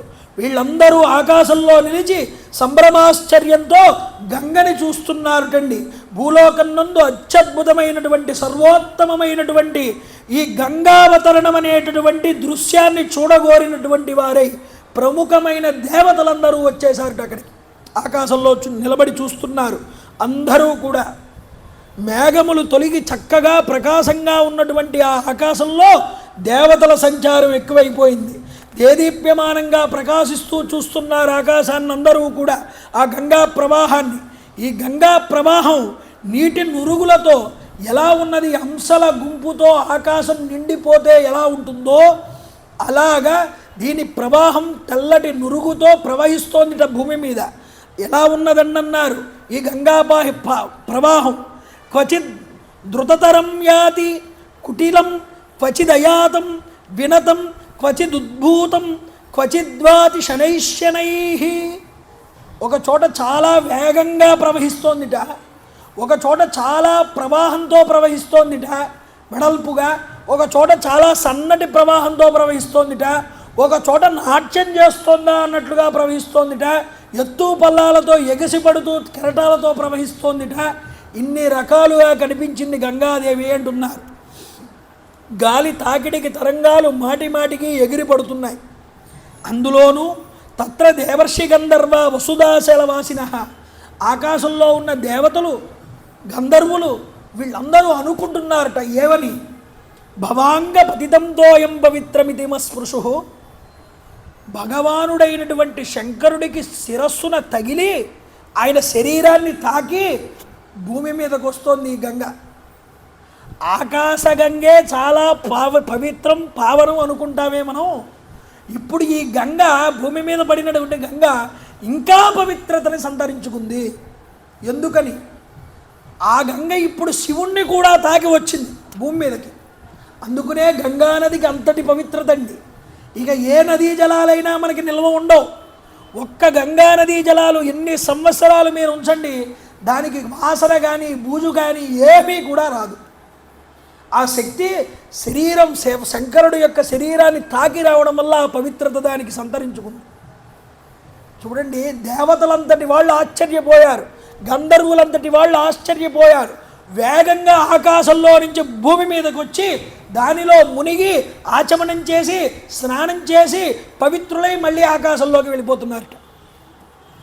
ఏదో శాపకారణం చేత భూమి మీద వచ్చే అనుభవిస్తున్న శాపాన్ని అనుభవిస్తున్న వాళ్ళు ఉన్నారే, వాళ్ళు కూడా వచ్చి గంగలో మునిగితే వాళ్ళ శాప విమోచనమై వాళ్ళు దేవతల కింద మారి ఆకాశంలోకి వెళ్ళిపోతున్నారట. ఆశ్చర్యపోతున్నారు రాజులు, భూలోకవాసులు, మనుష్యులు అందరూ కూడా వచ్చేస్తున్నారు. శంకర దర్శనం, గంగాజలంలో స్నానం అన్నీ కూడా వాళ్ళకి దక్కాయండి. చూడండి, బంగూపరి గంగా ప్రవాహవత్. కోరిన కోరిక ఎలా ఉండాలి అంటే, కుంటివాడు వేసవి కాలం మిట్ట మధ్యాహ్నం గంగా స్నానం కావాలని కోరుకున్నట్టు. ఏమిటి అన్ని కలిసి వచ్చాయి ఈ కోరికలో? గంగానది స్నానం పుణ్యం, అందులో వేసవికాలం కోరడం తాప నివారణం, అందులోనూ కోరినటువంటి స్నానం గంగానదిలో కోరడం. అలాగ ధర్మంగా కోరాలి. కోరిన కోరిక ఏదైనా అన్ని రకాల లాభదాయకంగా ఉండాలండి. ఇప్పుడు భగీరథుడికి అంతటి లాభసాటి అయినటువంటి అదృష్టం దక్కింది. పరమేశ్వరుడి శరీరాన్ని తాకి ఆకాశగంగ రావడం అంటే ఎంత గొప్ప అదృష్టం అండి ఈ పితృదేవతలకి. ఆనందపడిపోతూ వెళ్ళిపోతున్నాడు రథం మీద. ఆవిడ కూడా ఉత్తుంగ తరంగాలతో వెనక్కాలే వచ్చేస్తోంది. వచ్చేస్తూ ఉండగా జహ్ను మహర్షి వారు తపస్సు చేస్తున్నారు. అక్కడ ఓ యజ్ఞం నడిపిస్తున్నారు. ఈవిడ వేగంగా ఈవిడ సహజ లక్షణంతో వచ్చేస్తోంది, ఎక్కడా కూడా ఆగకుండా.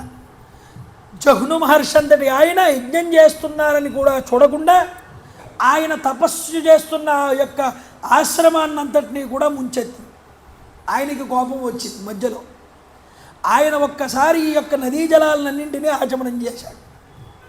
వెంటనే వెనకాల వస్తున్న ప్రవాహం కనిపించలేదు భగీరథుడికి. చాలా దిగాలు పడిపోయాడు. ప్రార్థించాడు జహ్ను మహర్షి. దేవతలు ప్రార్థించారు, అయ్యా ఆ భాగీరథిని మీకు కూడా పుత్రికను చేస్తాం, కాస్త విడిచిపెట్టమన్నారు. దేవతలు వచ్చి ప్రార్థించారని తన చెవి ద్వారా విడిచిపెట్టాడు. అప్పటి నుండి గంగని జాహ్నవి అని కూడా పిలిచారు, జహ్ను మహర్షి యొక్క కూతురా అని. ఆయన నుంచి వచ్చింది కాబట్టి, భగీరథుడు తీసుకొచ్చాడు కాబట్టి భాగీరథి అని పిలువబడి. ఎన్ని పేర్లండి అమ్మవారికి!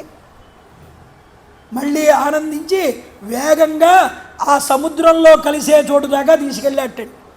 ఈ యొక్క గంగా ప్రవాహం సముద్రంలో కలిసి అక్కడ నుండి పాతాళంలోకి వెళ్ళిందిట మళ్ళీ గంగామాత. పాతాళంలోకి వెళ్ళి అక్కడ మళ్ళీ వీళ్ళ యొక్క ముత్తాతలైనటువంటి సగరులు బూడిద రాసుల్లా పడిపోయిన ప్రదేశం వైపుకి తీసుకువెళ్ళాడు. అక్కడ ఈ బూడిద రాసుల మీద నుంచి ఈ గంగా ప్రవాహం అనేటటువంటిది వాళ్ళ నుంచి పైనుంచి వెళ్ళింది. ఎప్పుడైతే గంగా ప్రవాహం ఈ 60,000 బూడిద రాసుల మీద నుంచి వెళ్ళిందో వెళ్ళగానే ఆలస్యం లేకుండానే ఈ 60,000 మంది స్వర్గలోకాన్ని పొందారు అన్నారు. రమారమణ గోవింద గోవింద. ఎంతో గొప్పదైనటువంటి గంగావతరణ ఘట్టం అండి ఇది రామాయణాంతర్గతంగా. ఈ గంగావతరణ ఘట్టాన్ని విన్న, చదివిన, వ్రాసిన పితృదేవతలు ఎంతో సంతుష్టిని చెందుతారట. మా వంశంలో ఒక గొప్ప పురుషుడు ఈరోజు ఉద్భవించి మమ్మల్ని అందరినీ తరింపజేశాడు కదా అనుకుంటారట. అంత గొప్పదైనటువంటి గంగావతరణ ఘట్టం అండి ఇది. నేను చెప్తున్నది కాదు, సాక్షాత్తు బ్రహ్మగారే చెప్పారు. ఆ తరువాత బ్రహ్మగారు ప్రత్యక్షమై ఆ యొక్క భగీరథుడితో మాట్లాడుతున్నారు. ఓ రాజా, ఈ లోకంలో సాగర జలాలు ఉన్నంత వరకు కూడా ఈ సగరుడి యొక్క పుత్రులు స్వర్గంలో దేవతా రూపాల్లో ఉంటారు. ఇది నా యొక్క ఈ యొక్క ఆశీర్వచనమని బ్రహ్మగారు వరాన్ని ఇచ్చాడు. ఇయం చ దుహితా జ్యేష్ఠ తవ గంగా భవిష్యతి తత్కృతేన నామ్నాథ లోకే స్థాస్యతి విశ్రుత. గంగ నీకు పెద్ద కూతురు అవుతుంది, ఇందులో సందేహం లేదన్నాడు. నీ సాహస కార్య ఫలితంగా నీ పేరుతో గంగ భాగీరథి అని స్వర్గ మర్త్య పాతాళ లోకముల యందు కూడా ప్రవహించింది కాబట్టి త్రిపదగా అని పిలవబడుతుంది అని చెప్పాడు. అందువల్ల ఈ గంగకి త్రిపదగా అని పేరు వచ్చింది రామా అని విశ్వామిత్రుడు రాముడికి చెప్తున్నాడు. పితామహం సర్వేషాం త్వమత్ర మనుజాధిప కురుష్వ సలిలం రాజన్ ప్రతిజ్ఞాముపపర్జయ. అయ్యా, నువ్వు ఇంకా నీ మాటని నువ్వు నిలబెట్టుకో. మీ పితృదేవతలందరికీ, మీ ముత్తాతలందరికీ జలతర్పణాలు విడిచిపెట్టు ఈ గంగానది జలాల నుండి. నీ ప్రతిజ్ఞ పూర్తవుతుంది భగీరథ అన్నాడు. దీనిని భగీరథ ప్రయత్నం అంటారండి. అందుకునే ఏ ప్రయత్నం కొంచెం సాహసంగా చేసినా ఒరే వీడు భగీరథ ప్రయత్నం చేశాడు రా అంటారు. ఆయనంత కష్టపడి ఎప్పుడో మా ముత్తాతలు ఎవరో చేసిన పనికి నేనెందుకు తపస్సు చేయడం, నేనెందుకు రాజ్యాన్ని విడిచిపెట్టుకోవడం అనుకోలేదు ఆయన.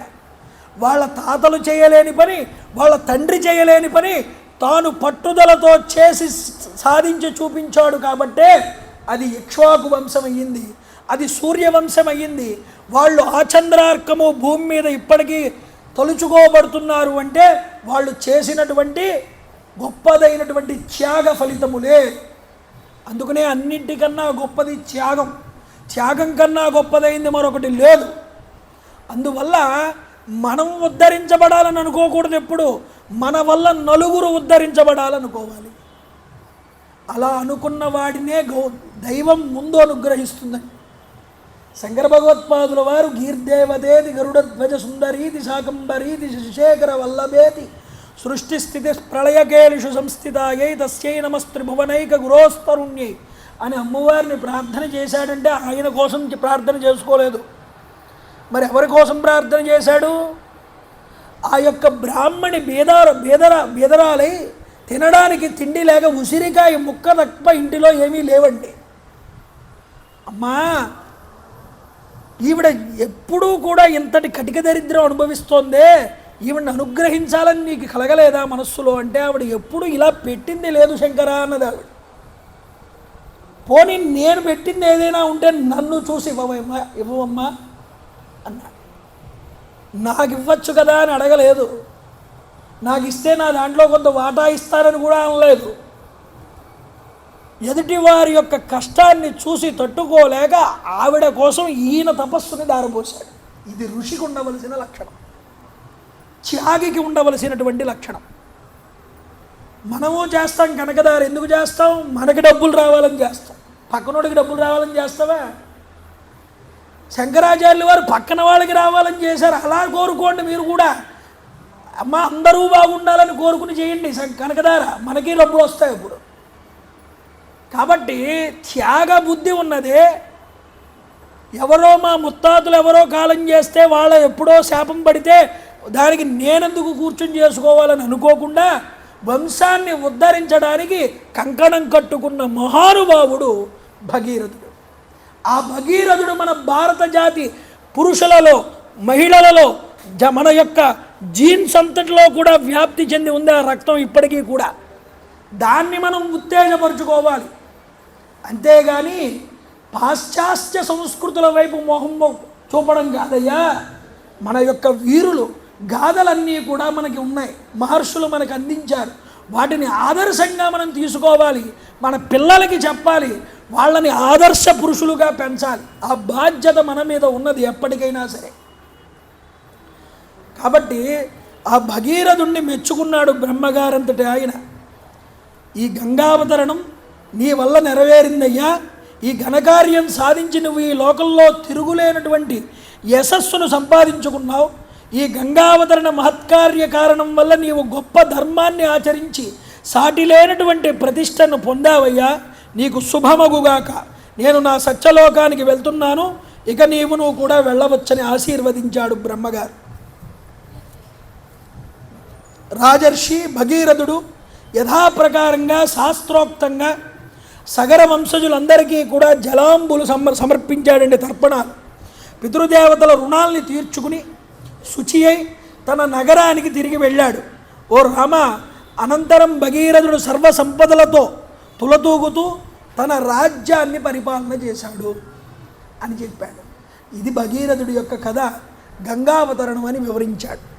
రాముడు ఆశ్చర్యపోయాడని, తన వంశం వారి యొక్క కథలన్నీ కూడా వింటూ ఉంటే ఆయనకి ఆ రాత్రి అంతా కూడా నిమిషంగా గడిచినట్లుగా అనిపించింది. ఎంతో గొప్పదైనటువంటి కథ చెప్పారు స్వామి, చాలా ఆశ్చర్యపోయాను, అత్యద్భుతమైనటువంటిది, చాలా శ్రేష్టమైనటువంటిది, పుణ్యప్రదమైనటువంటిది. ఈ వచించిన శుభప్రదమైన కథని లక్ష్మణుడితో కూడి చర్చించుకుంటూ ఆ రాత్రంతా రాముడు తెలియకుండానే గడిచిపోయిందిట. ఆ రాత్రంతా వారికి తెల్లవారింది. విశ్వామిత్రుడి దగ్గరికి వెళ్ళి నమస్కారం చేశాడు. అయ్యా, రాత్రంతా ఈ కథనే మననం చేసుకున్నాను, ఇక మనం ఈ గంగ యొక్క ఉత్తర భాగానికి చేరుకున్నాం. మన కోసం మహర్షులు ఇక్కడికి నావని పంపించారు, ఈ నావని ఎక్కి మనం అవతల వైపుకు వెళ్దామన్నా. ఆ నావనెక్కి రాముడు, లక్ష్మణుడు, మిగతా ఋషులు, విశ్వామిత్రుడు ఆ నావని ఎక్కి అవతల వైపుకు దాటారు, గంగకి ఉత్తరం వైపుకు వెళ్ళారు. అవతల వైపు దిగి ఈ నావని పంపించినటువంటి ఋషులందరికీ కూడా ఆయన నమస్కారాలు, అభివాదాలు చేసి విశ్వామిత్రుడు అక్కడ నుండి కొంత దూరం వెళ్ళి విశాల నగరము అనేటటువంటి నగరం దగ్గరికి చేరుకున్నారు. రామచంద్ర ప్రభు అడిగారు, అయ్యా, ఈ విశాల నగరం ఏమిటి, దీని పుట్టుపూర్వోత్తరాలు ఏమిటి, దీన్ని ఇప్పుడు ఎవరు పరిపాలన చేస్తున్నారు చెప్పవలసింది అని నమస్కారం చేశాడు. అప్పుడు విశ్వామిత్రుడు వారు చెప్తున్నారు, ఇది చెప్పాలి అంటే ఈ విశాల నగరం గురించి పూర్వం ఇక్కడ జరిగినటువంటి ఒక సంఘటన గురించి నీకు చెప్పాలి రామా, శ్రద్ధగా వినమన్నా. పూర్వం దేవతలు, రాక్షసులు ఇద్దరూ కూడా అదితికి దితికి పుట్టినటువంటి సంతానం వీళ్ళిద్దరూ ఒకసారి కలిసి ఒక ఆలోచన చేసుకున్నారు. ఎన్నాళ్ళు మనలో మనమే కొట్టుకుని చేస్తాం, చచ్చిన తర్వాత మళ్ళీ శరీరం ఉండదు, మనకి చావు లేకుండా ఏదో ఒక ప్రయత్నం చేద్దాం అనుకున్నారట దేవతలు రాక్షసులు. దీనికోసం ఏం చేయాలి? ఆ క్షీర సముద్రాన్ని చిలికితే మందరాచల పర్వతంతో వాసుకుని కవ్వంగా చేసుకుని మనకి అమృతం పుడుతుంది అనుకున్నారు వాళ్ళు. వెంటనే అనుకున్న తడవుగా పాలసముద్రంలో మందర పర్వతాన్ని నుంచి వాసుకుని కవ్వంగా చేసి దేవతలు రాక్షసులు చిలకడం మొదలుపెట్టారు. చూడండి, ఆలోల జలది లోపల నాలోనహి విడిచి సురలు అసురుల భరజన్ కీలా కోలాహలమై హాలాహల విషము పుట్టే నిజము మహాత్మ. ఏమిట్రా ఈ గోల అన్నాడు బ్రహ్మగారు ఆ శబ్దానికి చిలుకుతూ ఉంటే. దేవతలు రాక్షసులు కలిసి మందరాచల పర్వతాన్ని చిలుకుతున్నారండి అన్నారు. ఏవైంది? చిలకగా కొన్ని సంవత్సరాలు గడిచేటప్పటికీ ఆ వాసుకి భరించలేక పక్కటెముకలన్నీ జారి అది విషాన్ని కక్కడం మొదలుపెట్టింది. హాలాహల విషం పుట్టిందండి. వీళ్ళు అమృతం పుడుతుంది అనుకుంటే మొట్టమొదట వెంటనే అది ఏం చేశారు వీళ్ళందరూ కూడా? అదేవ మహాదేవం శంకరం శరణార్దివ జగ్ముహు పశుపతిం రుద్రం త్రాహి త్రాహీతి తుష్ణు. పరమేశ్వరుడి దగ్గరికి పరిగెత్తుకుంటూ వెళ్ళారు అందరూ, శ్రీ మహావిష్ణువుని దగ్గర పెట్టుకుని. మరి ఆపద వస్తే రక్షించవలసిన వాడు ఆయనే. చని కైలాసముజొచ్చి శంకరు నివాసద్వారముంజేరి ఈసుని దవ్వారికులు అడ్డుపడ తల మంచుంజొచ్చి కుయ్యో మొర్రో విను మాలింపుము చిత్తగింపుము అని శంభుజాసన ముఖ్యులు రార్తరక్షణ కళా సంరంభునిన్ శంభునిన్. అయ్యా పరమేశ్వర, నువ్వు రక్షించవలసినటువంటి సమయం ఆసన్నమైంది. నువ్వు మమ్మల్ని కాపాడాలి, రక్షించాలి. నువ్వు తప్ప మమ్మల్ని కాపాడేవాడు మరొకడు లేడు. శరణార్థులమై ఇక్కడికి వచ్చాం, మమ్మల్ని రక్షించవలసింది అని కోరుకున్నారు. భూతాత్మ, భూతేశ, భూతభావన రూప, దేవమహాదేవ, దేవవంద్య, ఈ లోకములకెల్ల ఈశ్వరుండవు నీవు, బంధమోక్షంబులకు ప్రభుడవీవు, ఆర్త శరణ్యుండవకు గురుండవు నిన్ను కోరి బదింతురు కుశలమతులు, సకల సృష్టిస్థితి సంహారకర్తవై బ్రహ్మ విష్ణు శివాక్య బరగుదీవు, శక్తియుతుడవీవు, శబ్దయోనివీవు, జగదంతరాత్మనీవు, ప్రాణమరయ అఖిలములకు. పరమేశ్వర భూతాత్మ, సకల భూతముల యొక్క ఆత్మస్వరూపంగా ఉన్నది నువ్వే. భూతేశ, సకల భూతములకు ఈశ్వరుడవి నువ్వే. అలాంటి నువ్వు మమ్మల్ని అందరినీ కాపాడకపోతే మమ్మల్ని ఎవరు రక్షిస్తారు? ఈ జగత్తునంతటినీ పుట్టించి పెంచి పోషించి లయం చేసేటటువంటి స్వరూపం నువ్వు కదా. సృష్టించినప్పుడు బ్రహ్మగా, స్థితి చేసినప్పుడు విష్ణువుగా, లయం చేస్తున్నప్పుడు రుద్రుడుగా ఉన్నటువంటి స్వరూపము నీదే స్వామి. నువ్వు కాబట్టి మమ్మల్ని ఎవరు రక్షిస్తారని ప్రార్థన చేశారు.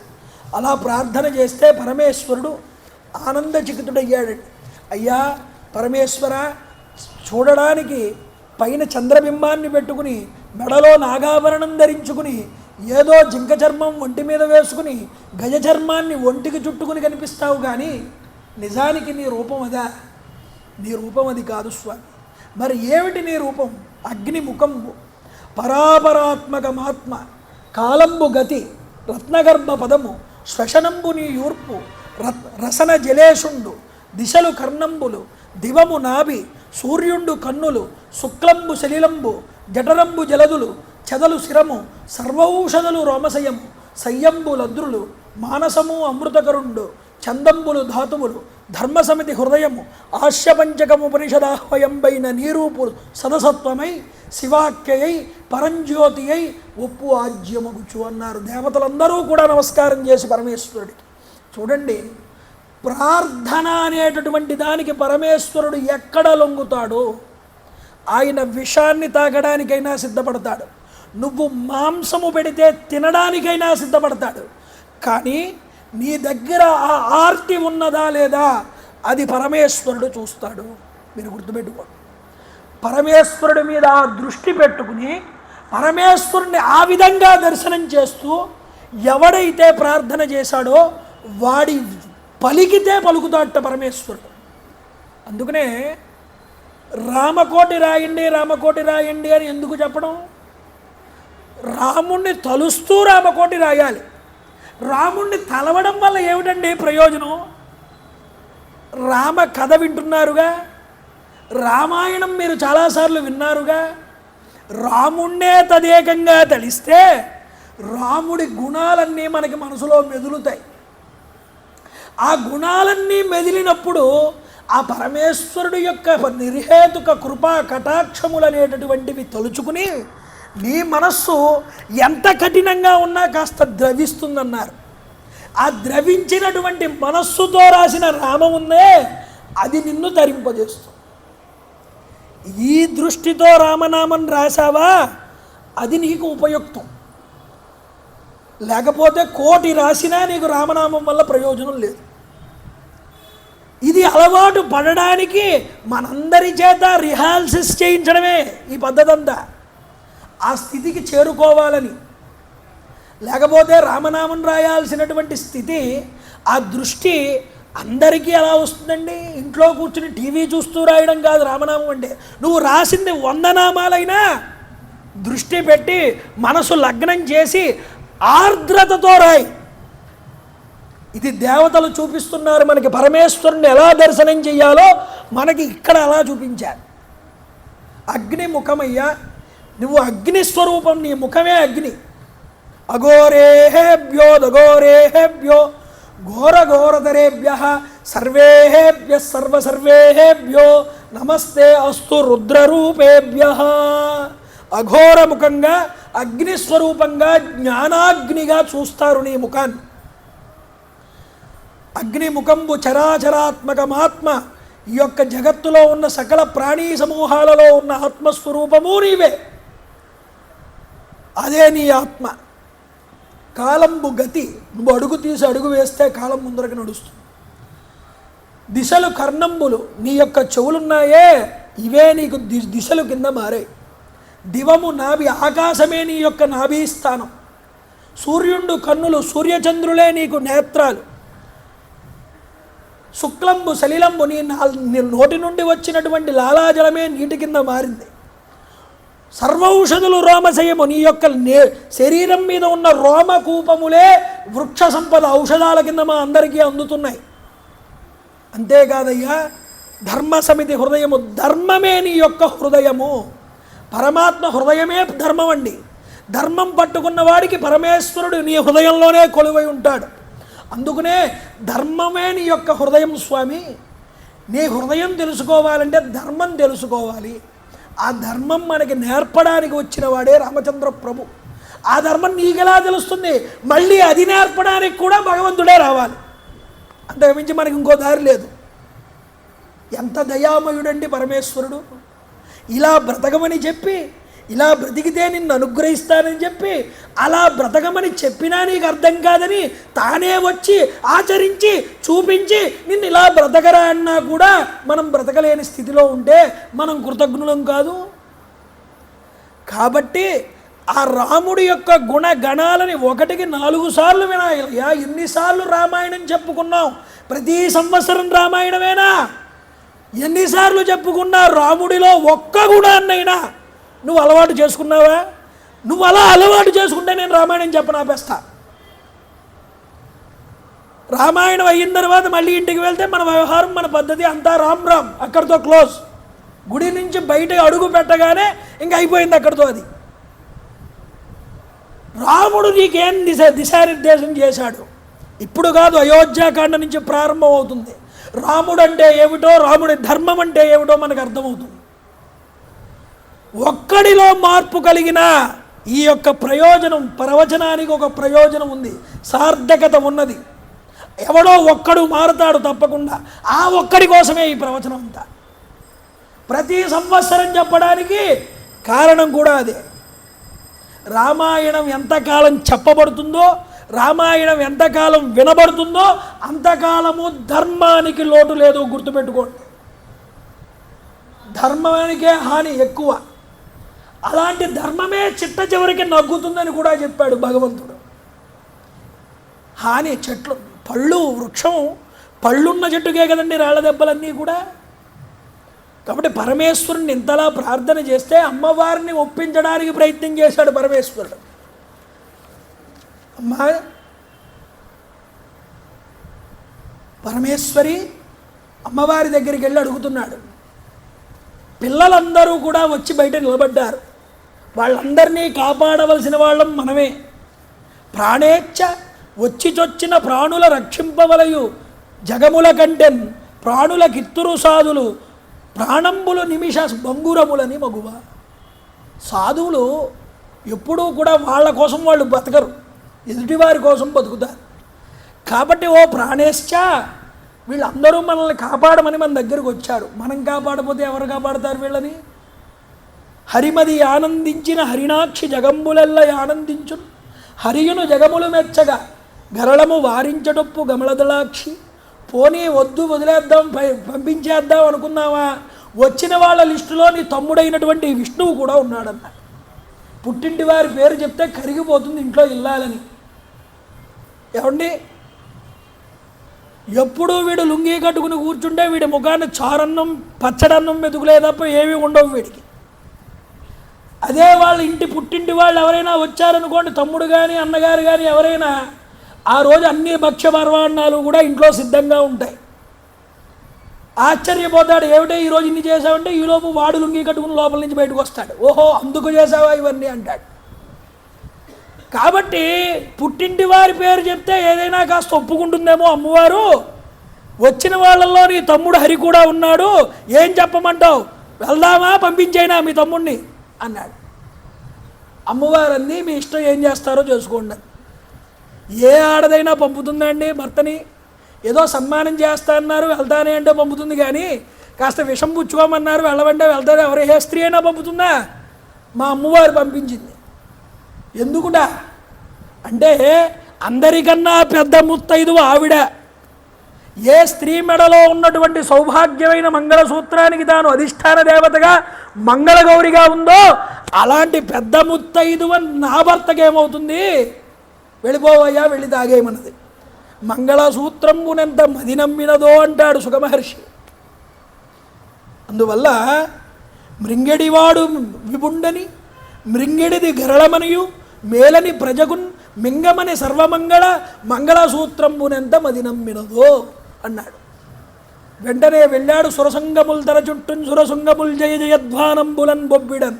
అందరూ జయ జయధ్వానాలు చేస్తున్నారు, హరహర శంకర మహానుభావ అంటూ ఉంటే వెళ్ళి ఆ హాలాహలాన్ని దగ్గరికి పిలిచి చేతిలోకి నేరేడు ఫలమంత చేసుకుని మింగేశాట లోపలికి.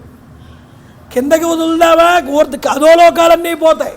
పైకి పంపిస్తే ఊర్ధ్వలోకాలన్నీ పోతాయి. ఏం చెయ్యాలి? కంఠంలో మధ్యలో నొక్కుకున్నట్టండి ఆ హాలాహలాన్నంతటినీ కూడా. అమృతం దేవతలకా, విషమేమో ఈయనకా. ఎంతటి దారుణం అండి! పరమేశ్వరుని చూసి ఏం నేర్చుకోవాలి మనం అంటే, అమృతమైనటువంటి వాటిని, మంచి విషయాలని అన్నింటినీ లోకానికి పంచిపెట్టు. ఏదైనా చెడు ఉంటే అది బయటికి వెళ్ళక్కర్లేదురా, నీలోనే పెట్టుకో. మంచిని చెప్పు అందరికీ, చెడుని చెప్పక్కర్లేదన్నారు. నీ స్నేహితుడే, వాడి మంచి గుణాలు నలుగురికి చెప్పు, దానివల్ల వాడికి శ్రేయస్సు కలుగుతుంది. వాడి చెడు విషయాలన్నీ అందరితో చెప్పుకుంటావు, నీదే స్నేహం? అది కాదు. లోకానికి హితాన్ని చేసే పనులు చేయి. నా శ్రీలంకీర్తయేతంటుంది వేదం.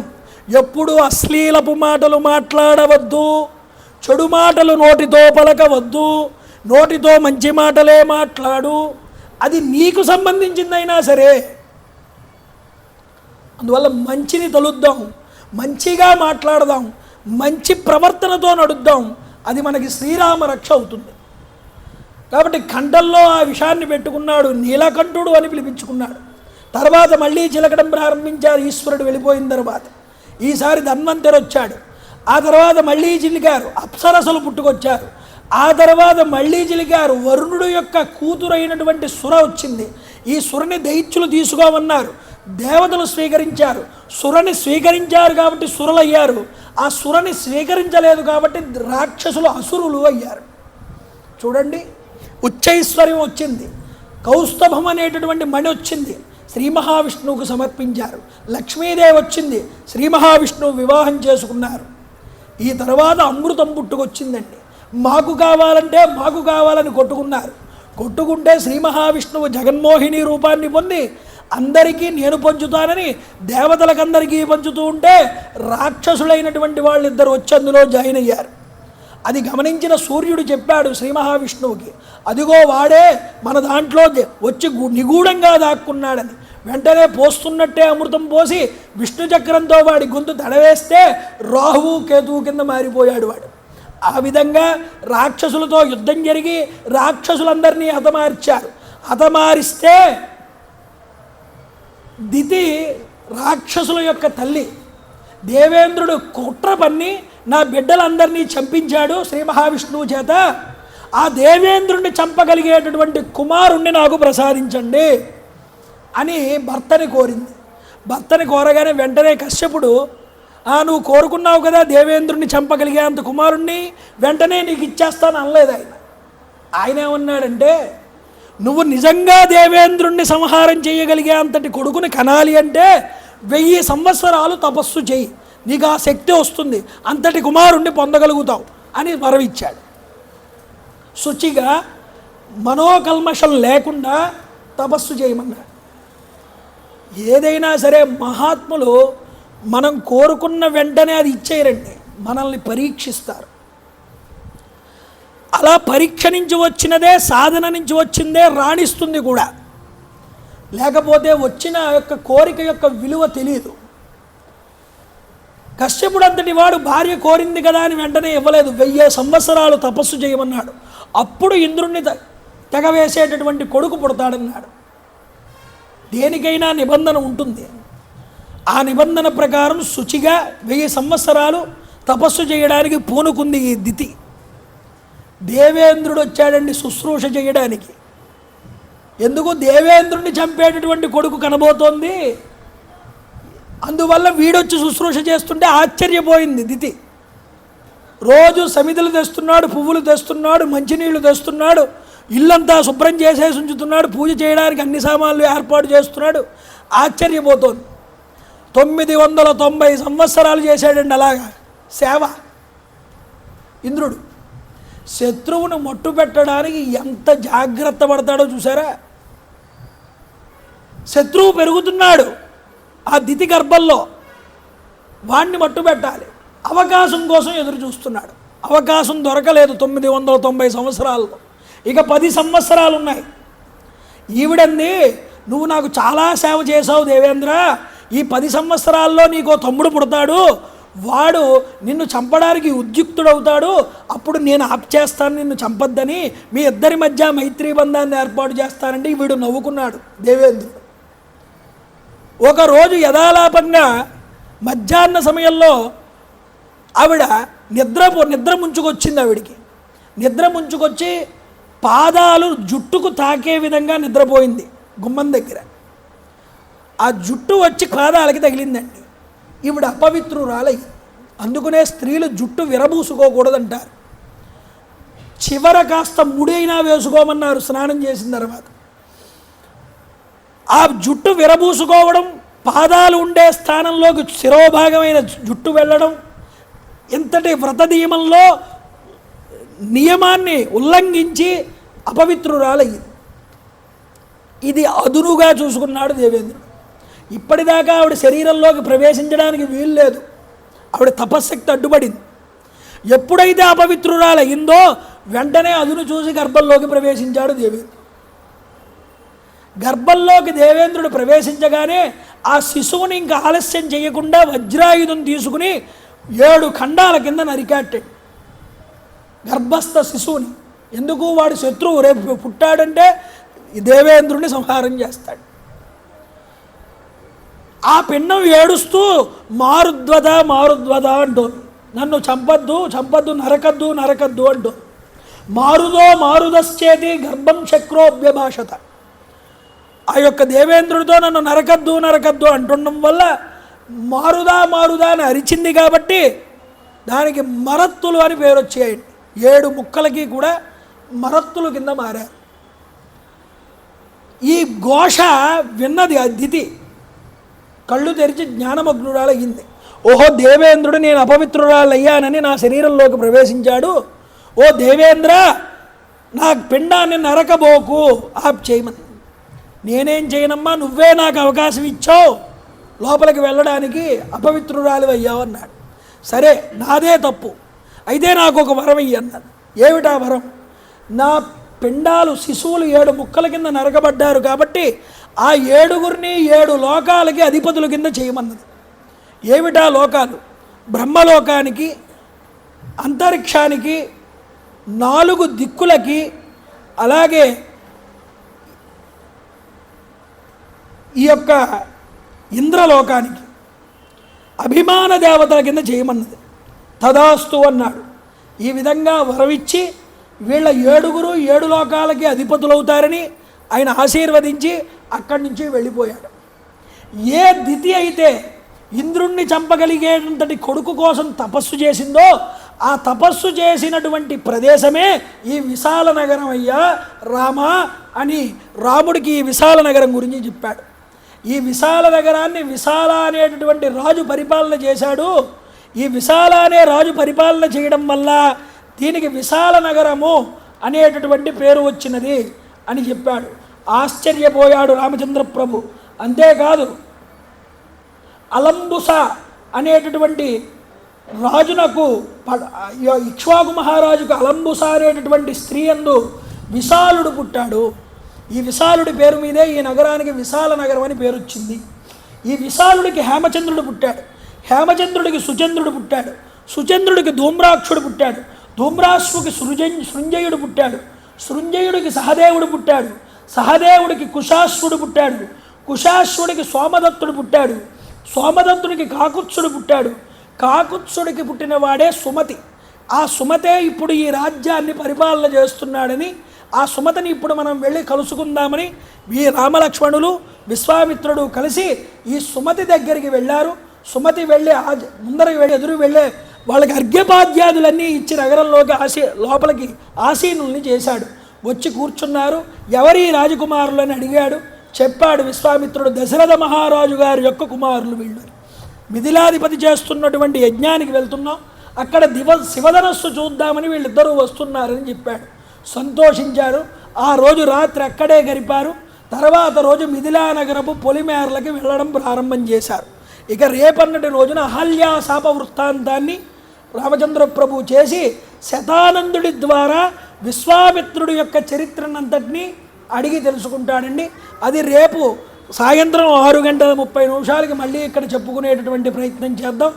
రత్నశిల్పి వడయార్ గారి యొక్క తండ్రి గారి పేరు మీదుగా ఇక్కడ బాలకాండ 7 రోజులు కూడా ప్రవచనం జరుగుతోంది. అలాంటిది ఈరోజు గొప్పదైన గంగావతరణ ఘట్టం చెప్పాం. అలాంటి దానివల్ల పితృదేవతలకి సంతృప్తి కలిగి ఉన్నత లోకాలు కలుగుతాయనడంలో ఎటువంటి సందేహము కూడా లేదు. నేను చెప్తాను, మీరందరూ కూడా చెప్పండి. శ్రీరామ జయ రామ జయ జయ రామ, శ్రీరామ జయ రామ జయ జయ రామ, శ్రీరామ జయ రామ జయ జయ రామ, శ్రీరామ జయ రామ జయ జయ రామ, శ్రీరామ జయ రామ జయ జయ రామ. రామ్ రామాయ నమః, రామ్ రామాయ నమః, రామ్ రామాయ నమః,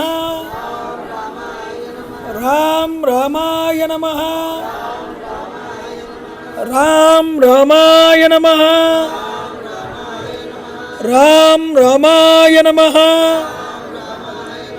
రామ్ రామాయ నమః, రామ్ రామాయ నమః, రామ్ రామాయ నమః, రామ్ రామాయ నమః. మంగళం గోసలేంద్రాయ మహనీయ గుణాత్మనే చక్రవర్తి తనూజాయ సార్వభౌమాయ మంగళం. ఉమాకాంతాయ కాంతాయ కామితాహర్తప్రదాయినే శ్రీగిరీశాయ దేవాయ మల్లినాథాయ మంగళం. కాళే వర్షద పర్జన్య పృథివీ సత్యశాలిని. జై గురుదేవ దత్త. గోవింద గోవింద గోవింద. హర నమ పార్వతీపదే.